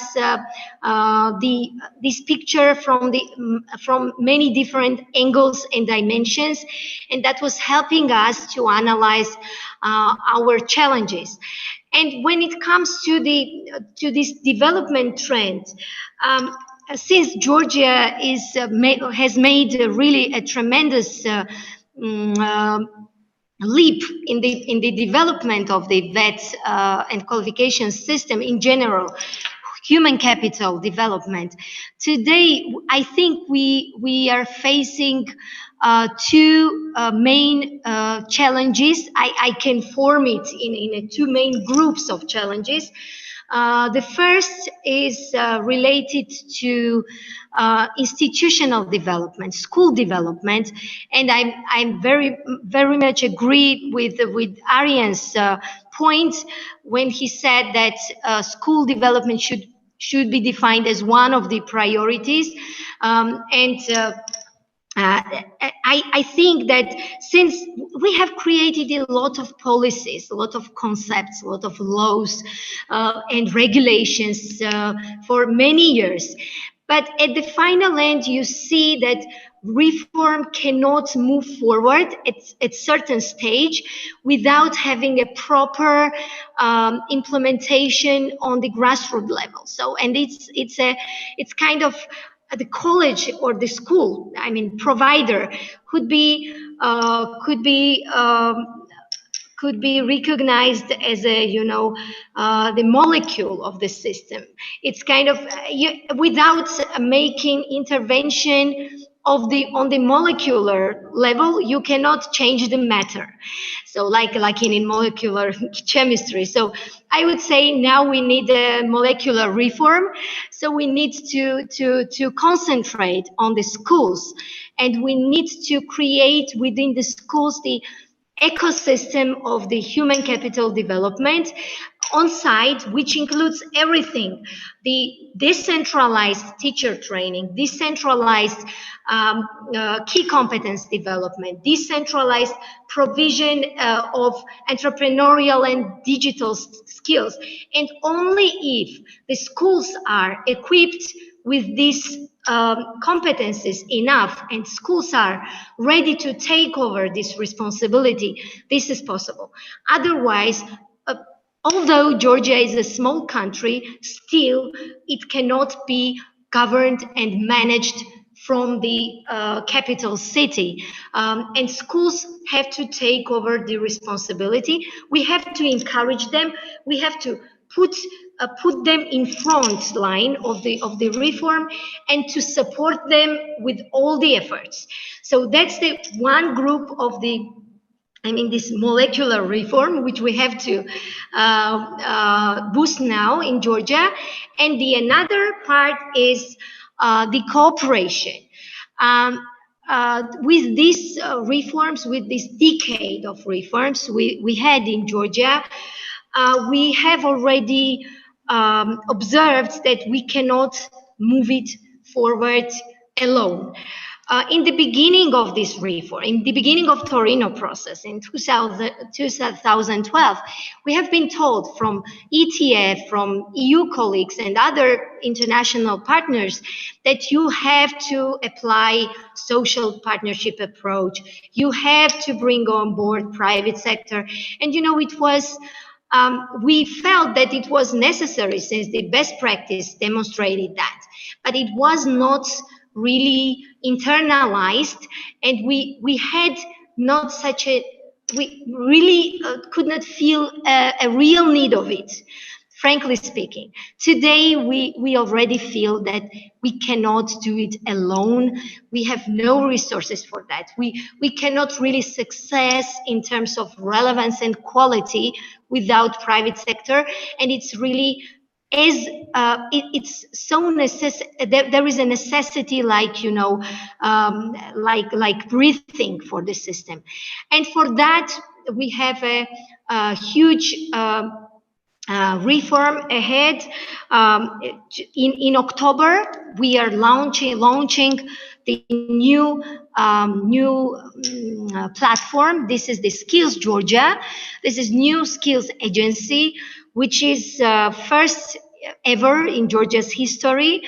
Will be co-founded together by government and 7 biggest private associations. And the supervisory board will be equally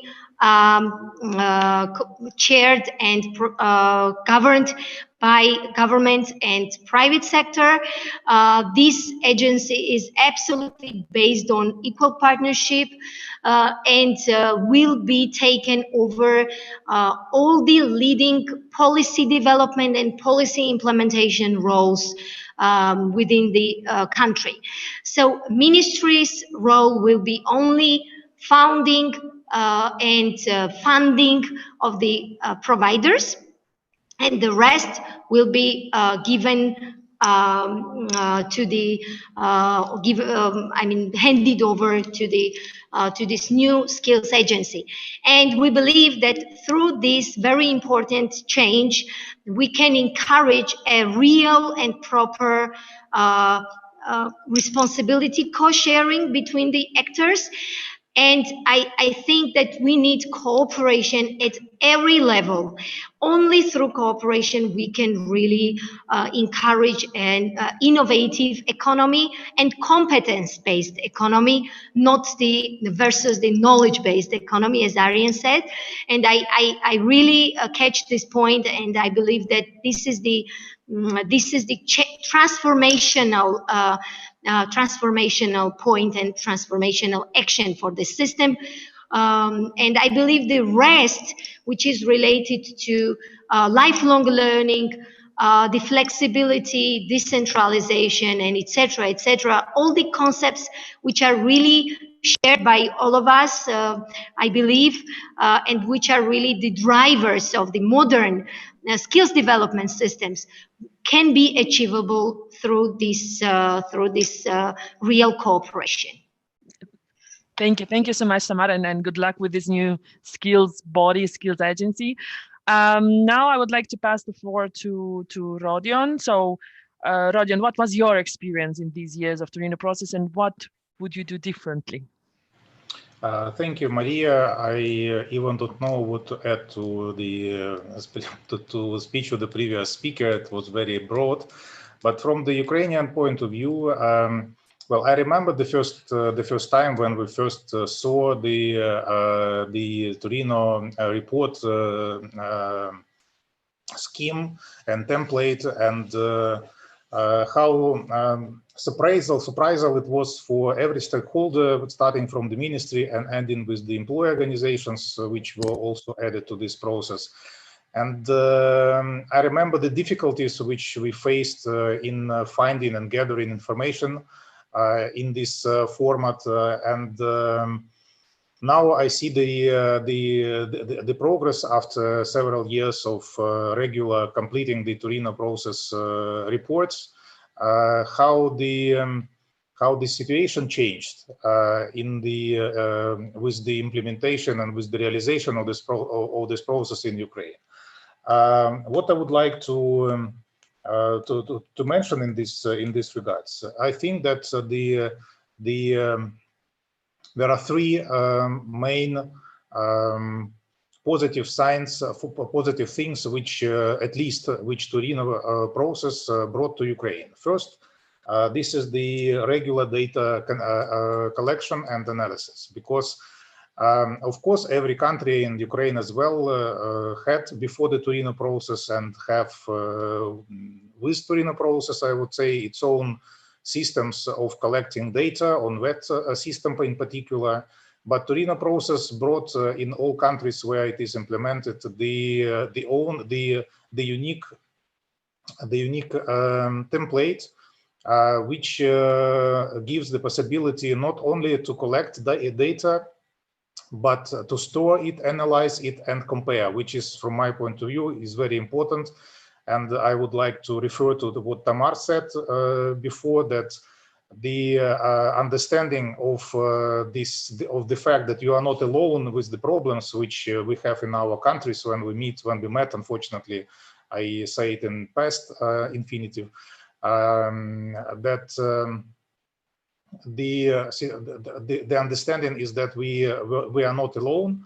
When we discussed it at our conferences, when we put at the one table the same data from all countries which participate in Torino process, and in particular partner countries of Eastern Partnership, member countries of Eastern Partnership. That is a very interesting experience, and this is a very, from my point of view, good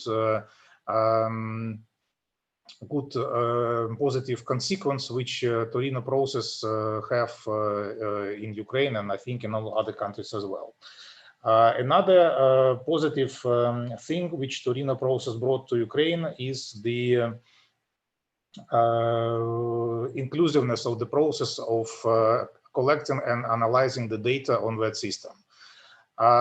if before mostly the system of collecting data and different opinions of that system was more concentrated in the state system, because that system is mostly state one in Ukraine, the Torino process brought the idea how to ask and engage the different stakeholders in this process. And I would like to mention specifically employers' organizations, which from the very beginning were engaged in this and still are. And I hope that this engagement and this participation is also positive and good for the reports and for the state, because which collects basically the data and is responsible for the producing of the report, because it gives a bit different view from the different angle on the situation in the VET system and the priorities, by the way, of its development and reforming. There are several processes which were recently, which have been recently initiated in Ukraine, basing specifically on the reports of Torino process and the activities which were done within it. Well, first I would like to mention the so-called Green Book on Decentralization, which was one of the most early strategic document produced in the cooperation with ETF, which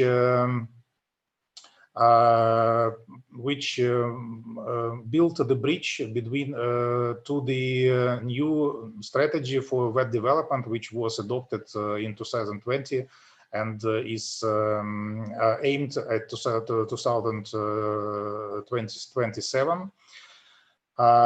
The other thing which I would like to mention, this is the project and the initiatives which were elaborated and developed also on the data analysis and the recommendations of Torino process for the improvement of web system in Ukraine, such as Center of Excellence development, the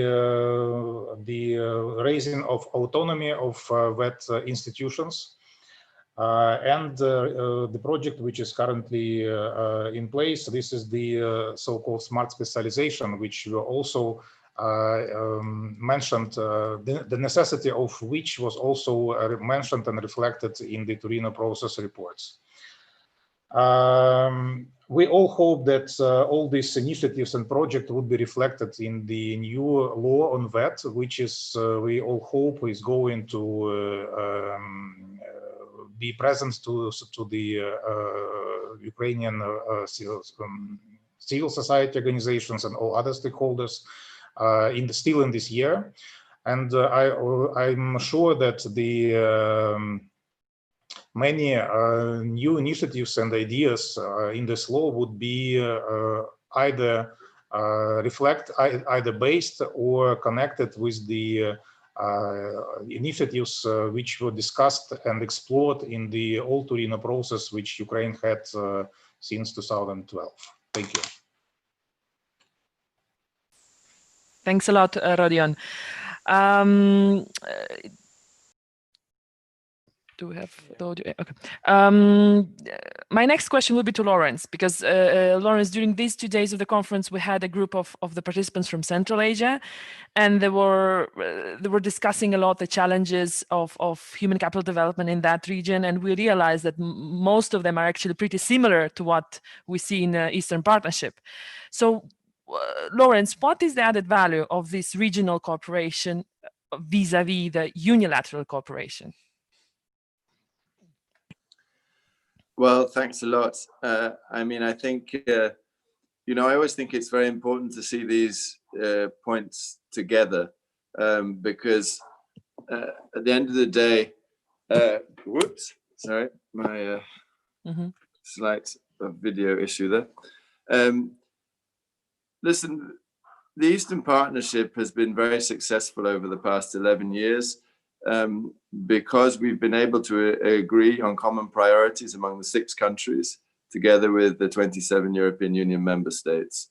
And I think the reason it works is because we focus on benefits for people, and all the issues we're discussing are fundamental to people's health, prosperity, and lives. So this issue of what skills do we need, how do we ensure they're not just provided to the youth, but through lifelong learning, on-the-job learning, throughout people's careers, how can people adapt to transformation, because we could no longer expect to just have one job. These are issues, and of course they're common not just to the Eastern Partnership, but to many parts of the world. And in fact, as the European Union, you mentioned Central Asia, there was a new and ambitious Central Asia strategy set out last year, the first in over 10 years.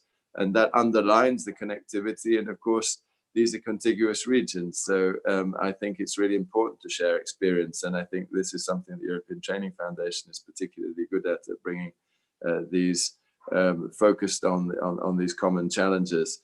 But it's also important to remember that regional cooperation is a way of listening to others, seeing best practice and also worst practice. Let's be honest, we learn both from mistakes and from what works best, and being honest about it. But it's something that has to be implemented in each of the 6 countries. So I always say to the teams, we must think of regional cooperation as an extension of the bilateral, because then it's 6 ministers coming together or their teams saying, and they're always thinking, what is it that we bring? What can we offer? But equally, what can we take back? And I think if you go into regional cooperation with a true openness, really well prepared and understanding what's working well in your own system and where you want to improve, and you listen and share experience honestly and openly with the other countries, and including, of course, the European Union, this can bring enormous benefits. And I think the fact that the Eastern Partnership is going from strength to strength, aged 11, through many challenges. We know that conflicts have affected the entire region, but still ministers and their teams come together to discuss these important issues, notwithstanding tensions at the political level quite often. It's because there's a need to find solutions, and there's a strong feeling that by sharing experiences and learning lessons, we can be stronger together for the future. Thank you. Thanks a lot, Lawrence. I don't know if Tamar or Rodion have any comments or share their opinion. No? Okay. So Lawrence, then I'm coming back again to you. That's going to be a tough question, actually. We saw that Eastern Partnership is focusing mainly on youth. While we know that the population of Europe and EU neighborhood is aging, and we've heard about it also yesterday, how can adult learners, elderly people, be addressed by Eastern Partnership actions, and what Eastern Partnership can offer in this area? It's a very good question. You know, it makes me think back to the massive event we did for the 10th anniversary with President Juncker, then High Representative Mogherini, numbers of ministers from the region. And that precise question came from an elderly lady from Belarus in the floor. And, you know, as we watch our televisions, there's lots of discussion about the youth and the demonstrations, but actually the person catching the headlines is the grandmother on the streets of Minsk. So, of course, all our policies, not just our approach to education and skills, need to be no discrimination. And I think President von der Leyen, in her fantastic speech yesterday, State of the Union speech, made a very strong push on values and non-discrimination for any reason whatsoever. And that, of course, includes age discrimination. I would argue that our focus has come the other way around, that after the first 5 or 6 years of the Eastern Partnership, there was a strong feeling in 2017 that more needed to be done for youth and that they were the ones left out of the policies. And, you know, there's some debate about when young people can get engaged in policy development. Do we have the right tools? Whereas people throughout their careers have many, many opportunities to engage in a broad range of sectors. And it was felt we need to provide specific vehicles to help younger people make that very challenging transition from university or higher college or professional colleges to the world of work. And it is one of the most important moments in somebody's personal development, not just professional. But of course, that's not to the exclusion of working with people getting older, as I increasingly feel, and Timo I'm sure will share the view. We met when we were in the young category, and unfortunately we're rapidly moving towards the elderly category. Even the middle-aged bit seems to be going rather fast. You know, I think it's really important to have lifelong learning and keep ourselves challenged. And it's something that was, when I first started my career, back in the Director General for Education, Training and Youth, as it was then called, they had a year of lifelong learning. I remember, I think it was 1998 from memory. And I think it was seminal for me because I was starting, and then it was not something I particularly thought about. I'd just come from university and moved into the world of work, and I was trying to make that difficult transition. And I never really thought about the challenges one might face. Now, as it's far too long since I've done my last focused training course myself, I can easily see how the world of work you get caught up, or some people don't have access to work and therefore don't have access or finance for the training. It's a challenge. So it's very, very important to keep the skills development. And as we talk of major transformations in society, and let me just pick the two most obvious, the digital and the green transformation.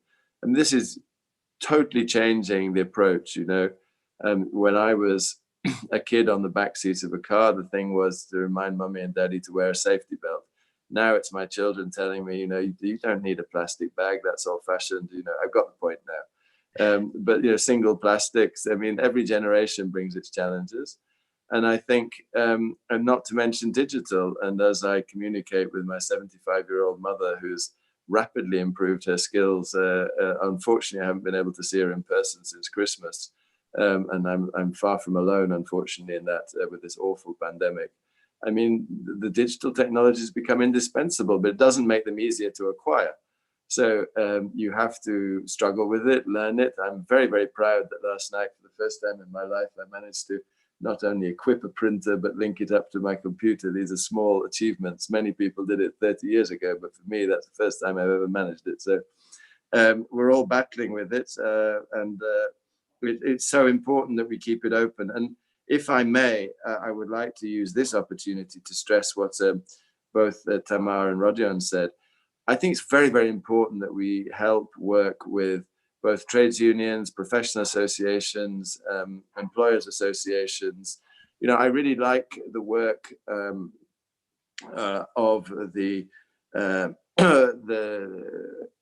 the bodies involved in that here in Brussels, that bring together the employers, the trade unions and the civil society. I think that's an interesting model that we work with at the institutions in the European Union, and we need to do more of that. They often need support themselves. There's a lot of challenges, financial, but also logistical, and to help them really do a good job at the regional level. Getting out into the region is also very, very important. I think the situation, and this is the last point, I promise, but I think the situation is very, very different outside the capitals. And I really want to stress that the poverty levels increase, unfortunately, by 5 to 10 times. That's enormous. And forgive my voice-activated television. Just 1 second, I go off camera. Yeah, sure, no problem. I really must work out how to, that's the next challenge. I've done the printer, I have to stop. Another skill now to learn. Another skill. Anyway, engaging outside the regions is super important, and helping address disparities across the regions. Thank you very much. Thank you. Thanks a lot, Lawrence. I would like to ask Rodion and Tamar for your comments, and then could you tell us, is there already awareness in your country about the necessity of a lifelong learning system, of a necessity of inclusion, the adult learners in the scope of education and training? Tamar. Thank you. Yes, it is absolutely. There are similarly challenging. I mean, we have quite a huge number of needs in the country, but we have as well the need for adult education. It's evidenced and obvious that we need to target all groups, all age groups separately, and to use different tool sets to approach all these needs.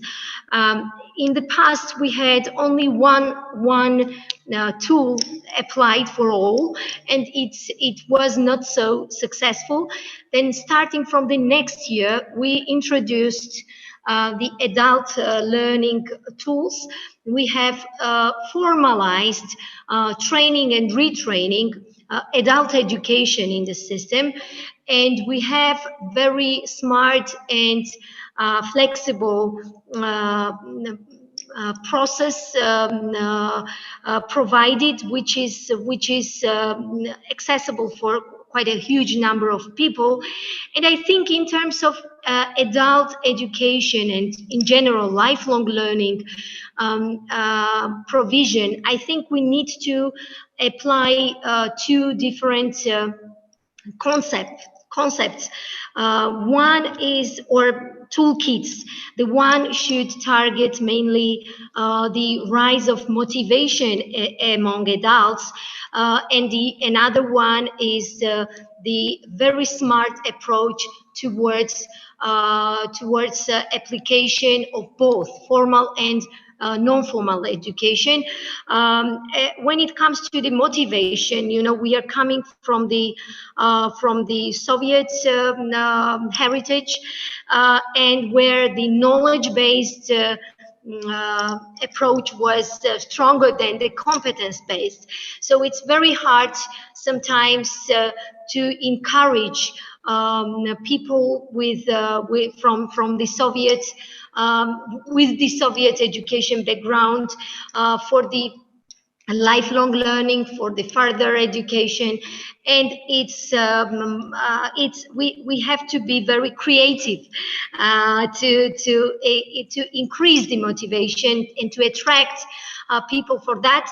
For this, we need to apply different tools, and we are working on that to make this very flexible learning applicable and provided for these people.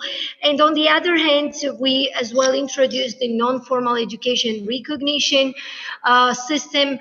We have introduced the blended learning approach. We are encouraging the extracurricular activities, so clubs, learning, and etc. for all age groups, but it's really very complicated and very complex. And then I'm coming back now here to the decentralization again. I absolutely agree with Lawrence that we have to be very we have to act with the local, we have to act locally, and we have to encourage our schools to be very innovative and to apply different and diverse services and tools to come to each and every target group, and to be targeted and to be very diverse with our offers. We need to do a lot in that, and I think we have to learn from each other. And here, I think we will need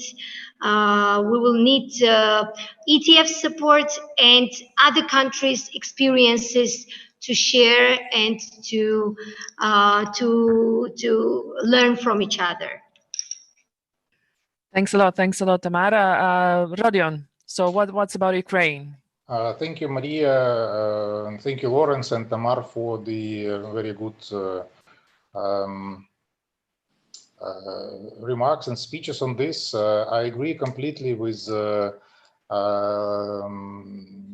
Tamar that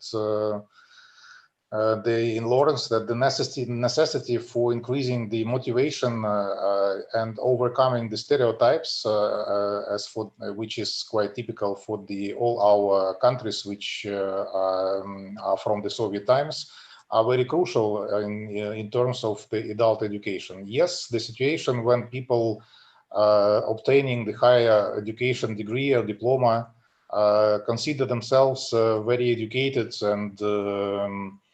and think that there is no necessity to go through any kind of learning, especially learning, and especially in the formal education, is very typical in Ukraine, because and from my point of view, we observe that there is no understanding that the world is changing, and we need to change with it. Otherwise, we will be late, and we will not be in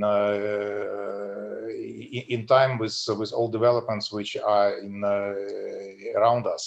So that's why the efforts of all stakeholders in this are very crucial.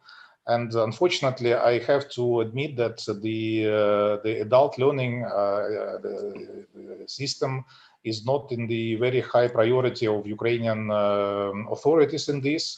I can mention several attempts of the draft law on adult education, which were from time to time placed at the website of the Ministry of Education for the public consultations. But unfortunately, it's reading all these versions, I can say that it's far from the situation when this regulation would increase and improve the situation with adult learning in our country. Another issue this is the motivation. The situation when Lawrence described with his mom was very similar to my situation when we all faced this COVID-19 pandemic restrictions. We all our parents had to learn very quickly how to stay in touch with the kids, with the public authorities, with the shops, and all other issues. So, and I think that I see my mom, she's 74, and I see her great progress in this. And if I say, if I tell her 1 year ago that my mom would pay for her flat via the tablet, she would laugh at me and say, "Okay, this is not possible. I would go. I will go to the special place to bank and pay it with myself."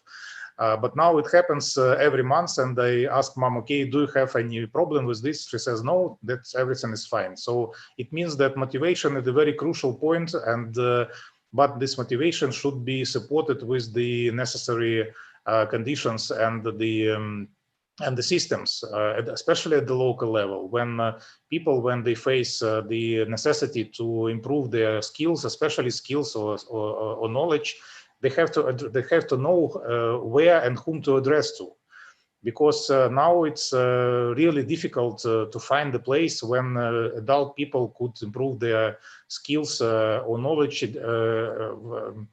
apart from the system of the formal education. And you know, it's quite difficult because the system of formal education is not very comfortable for many adult people in this regards. In Ukraine, since 2013, we have the validation of informal and non-formal learning results in place for the working occupations, but unfortunately, it's not very well developed for the moment. There are several factors, and I will not bore everybody describing them, but the result is that the system is in place, but unfortunately it functions only for one occupation. So it means that we all have, if we take this necessity as the priority, we here in Ukraine, also together with the ETF support and all other countries of the Eastern Partnership, and not only the European partners, would have to pay more attention to first to the regulation, and then to the construction of the system or establishment of the system, which would allow people easy and comfortable to learn and to obtain or improve their skills and knowledge in Ukraine. Thank you. Thanks a lot, Rodion. I think we will pass to our last question, and I will ask all the speakers, please, to reply with 2 or 3 keywords. Not more than that, because I'm afraid we run out of time. So if there is one lesson learned in 2020, is that things can get really unforeseeable. I'm speaking obviously about the COVID global pandemic and the disruptions that it brought to education and training everywhere. We saw a global shift to the digital. I think someone said that it's the biggest upskilling exercise of the history of the humankind. So if you think about the future, the post-COVID future, what 2 or 3 keywords would you pick in the context of the cooperation in the Eastern Partnership and in the context of human capital development? Lawrence, your keywords. I would say invest in innovation to be stronger together.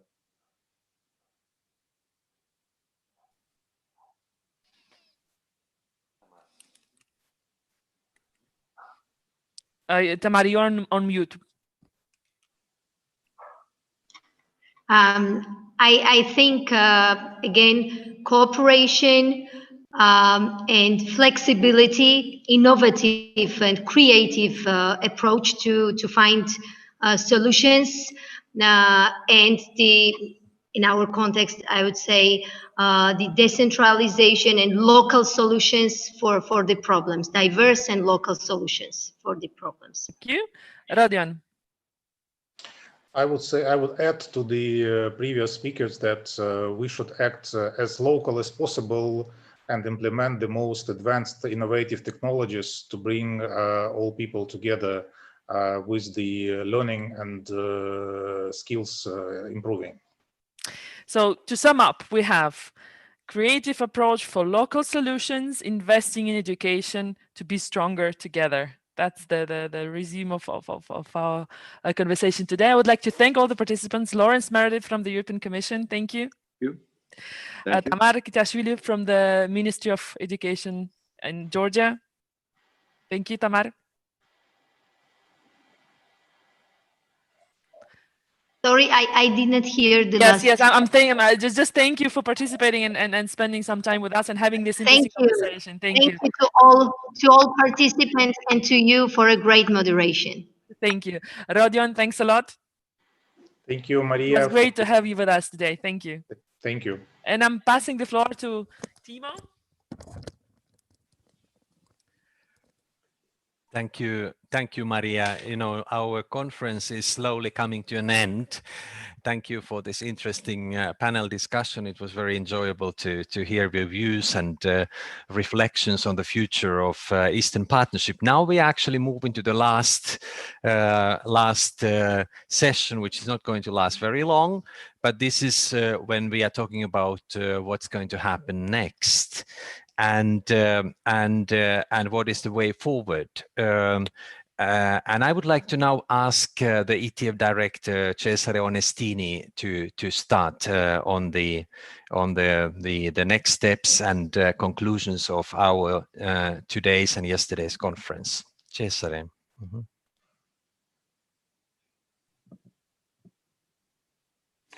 Hi, Timo. Thanks for giving me the floor, and it's a pleasure to be back with all of you. And I've listened attentively to the proceedings this morning and to the rich discussion that was there.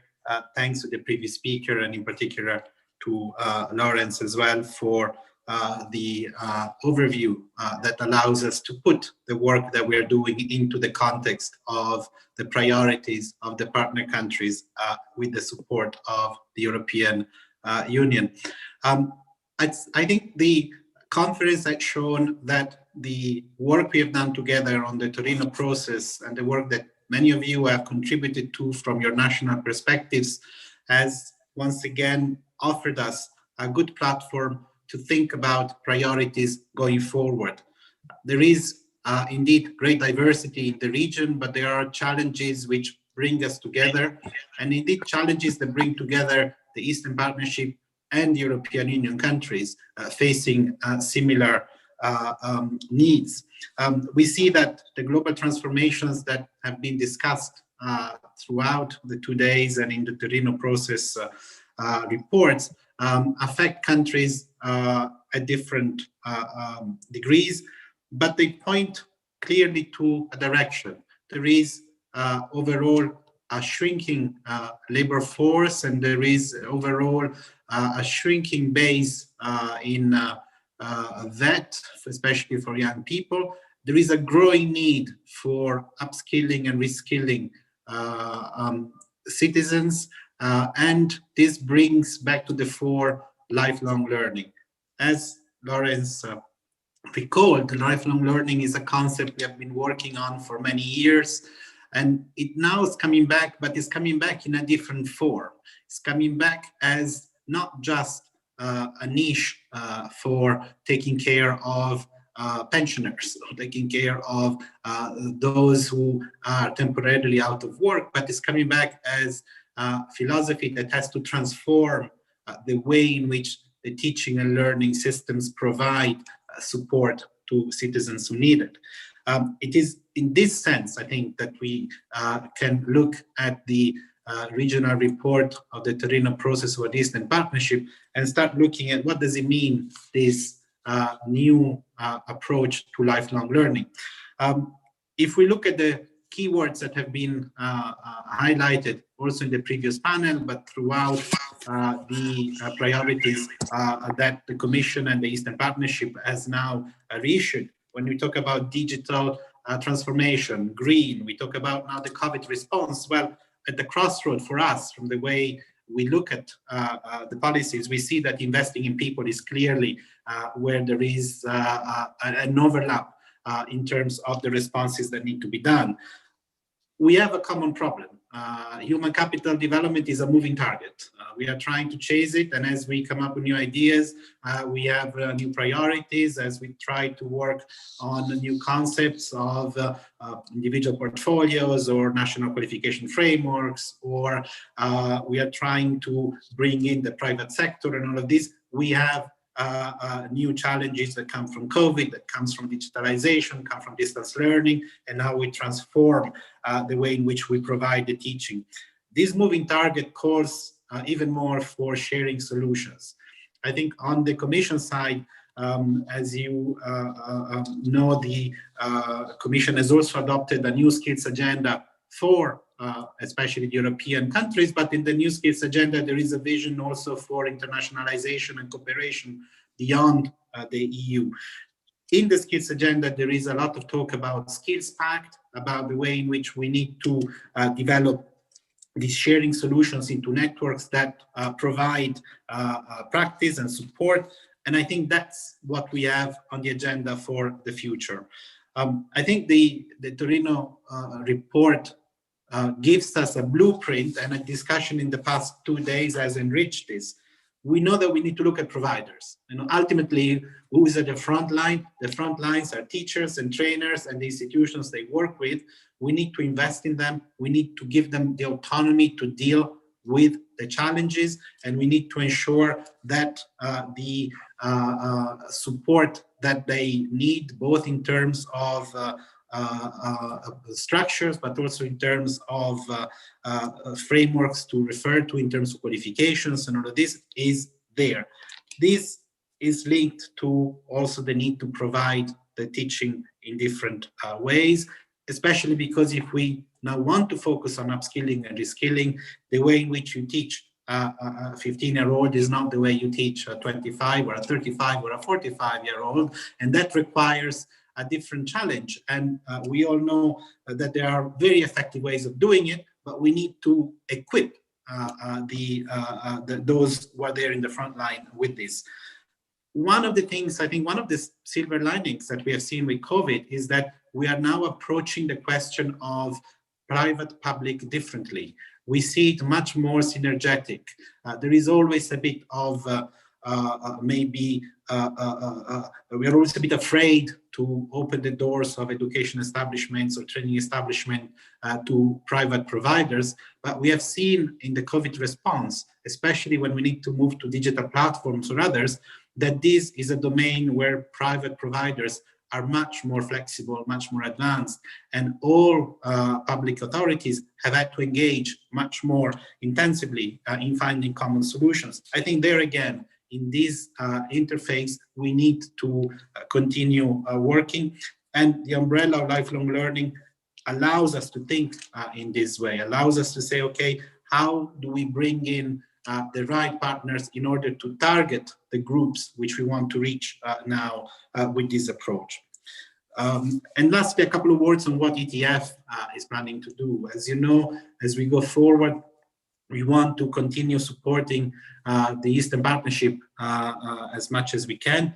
There are many bilateral programs that we are pursuing with many of you, but the regional dimension remains one of the key focus areas. The framework that Lawrence mentioned before is the one in which we'll channel our support with the 5 priorities. But I see there that ETF is also developing 2 maybe new reflections. One is on how can we support this creating new learning.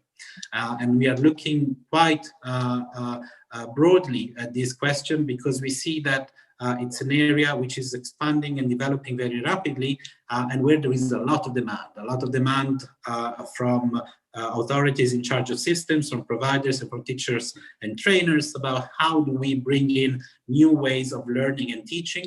And we have seen clearly, I think, in the past few months, that the idea that you bring your analog content onto a digital platform does not work. You need to have a rethink of how you bring your teaching experience, the teaching knowledge or so onto a digital platform in order to be meaningful to the learner and the trainer. And this is even more so, obviously, in the vocational area, but this cuts across the needs of all education levels. So I think this creating new learning would be one of the key areas where we work. And then we'll continue working with you, with partners, on looking at the evolving skills needs and skills markets. And that's where our initiative on the Skills Lab will be important.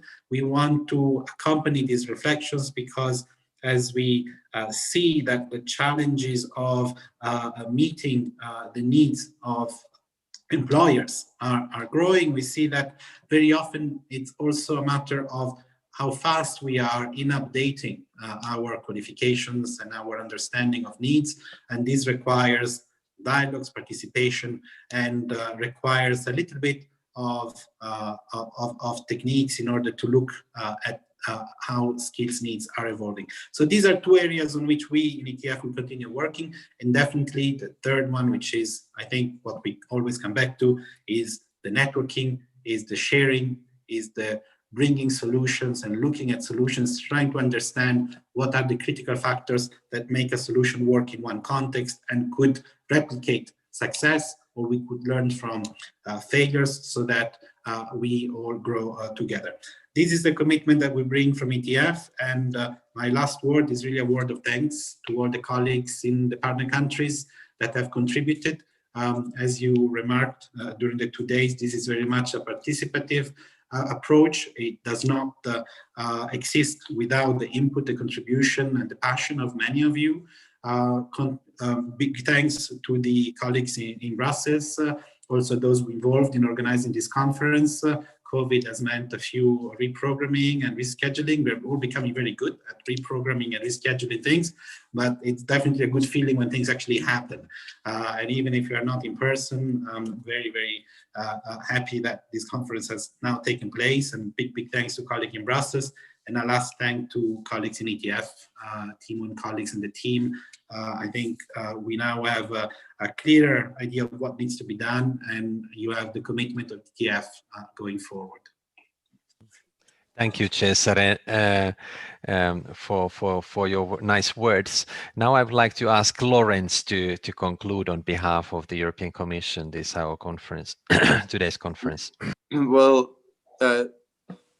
thank you very much, Timo, and it's always a great pleasure to join Cesare on any platform. I think Cesare has been extremely clear on the future. I would just briefly add that a big thanks to you, Cesare, to Timo and all for the organization of the event. I think it's a really important contribution. And we've had some strategic patience to get it together, but that's fine. We'll probably need some strategic patience also for the further implementation. That's usually part of the process. But I mean, you guys bring a real vision. I think you bring a lot of analytical skills. I think you bring a strong convening power and a great dynamic for the dialogue, because you can only learn lessons if people create the right environment where people feel in trust and feel as though they can open up about their mistakes as well as their strengths. And I think that's one to the great credit of the European Training Foundation and all of you. We strongly support that vision, both as a policy vision and with strong financial support for our partner countries. I hope I've been sufficiently clear that human capital is the #1 priority for the Eastern Partnership going forwards. That was set out very clearly by the European Union and Eastern Partnership leaders in November 2017. I think it will be all the more the case in the next summit in March 2021, which we're now preparing. I hope you've also gone away with a clear understanding of the 5 priorities going forwards. The economy first, inclusive society, strong rule of law, and equipped to face the digital and green transformations. That's how we see the future of the Eastern Partnership. We see a strong role for youth in that process, but also for lifelong learning, and that keeps us all young. So with that thought, thank you all very, very much, and I wish you the best of success in the implementation, and thanks also to all those from the partner countries for their very open and strong contributions. Thank you, Lawrence, very much for your words. Now we are really, we have like a couple of minutes left, but we are not done yet. So I would now ask you all to switch on your cameras back, so we see all of you who is still with us. We are still around 70 participants. Thank you very much. And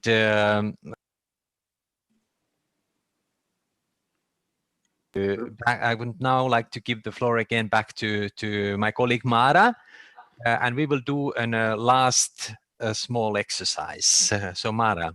Yes, thank you, Timo. Thank you all for being here. Yes, we just wanted to say goodbye with the final picture, and we want you to build this picture with us. So take your phone once more, the last time for this meeting, and let me share my screen again. I hope you can see it. Can you see the screen? And I ask you to, again, once more, to go to www.menti.com, and when asked for the code, use 9250994. So, okay, I see that some of you are already there. You are already, you know the game, I see. You know how it works. So I will not spend too much time on this first slide. I hope you are there. And I hope you are ready. So what I'm asking you is now to thank you. It's so nice to see all these hearts and thumbs up. And I would ask you to give us one word, just one word, that comes to your mind when you think back to these 2 days. And we will leave you with this word cloud. And it can be in English, it can be in Russian, it doesn't matter. It will be better. The more language we have, the better. And I hope you see it building. And to tell you the truth, I would leave it on while, so you have time to do it while Timo says goodbye, probably. Timo, will you? Yes, thank you, Mara. Yes, thank you very much. Now you see what what we all think about about this two days conference. Thank you from our side, from our team, for your active participation. We have had always around at least 70 people participating. Plus, we have several followers on YouTube and the ITIA website. So I would like to thank you also for for being with us. Well, this is what I would like to say. I would like to thank also my colleagues, in Brussels, because we had really an active preparatory phase of the conference. And of course, I would like to thank also our conference organizers, particularly Eleni and Diego, who have been really crucial for making this conference happen. Plus, of course, our interpreters, because without them, part of our participants would have not been able to follow our discussion. So thank you all, and I would say big applause to all of us, and all the best, and see you hopefully soon. Thanks a lot. All the best. Спасибо большое. So bye-bye, everybody. Bye. Bye. Bye now. Bye-bye. Bye. Bye, thank you.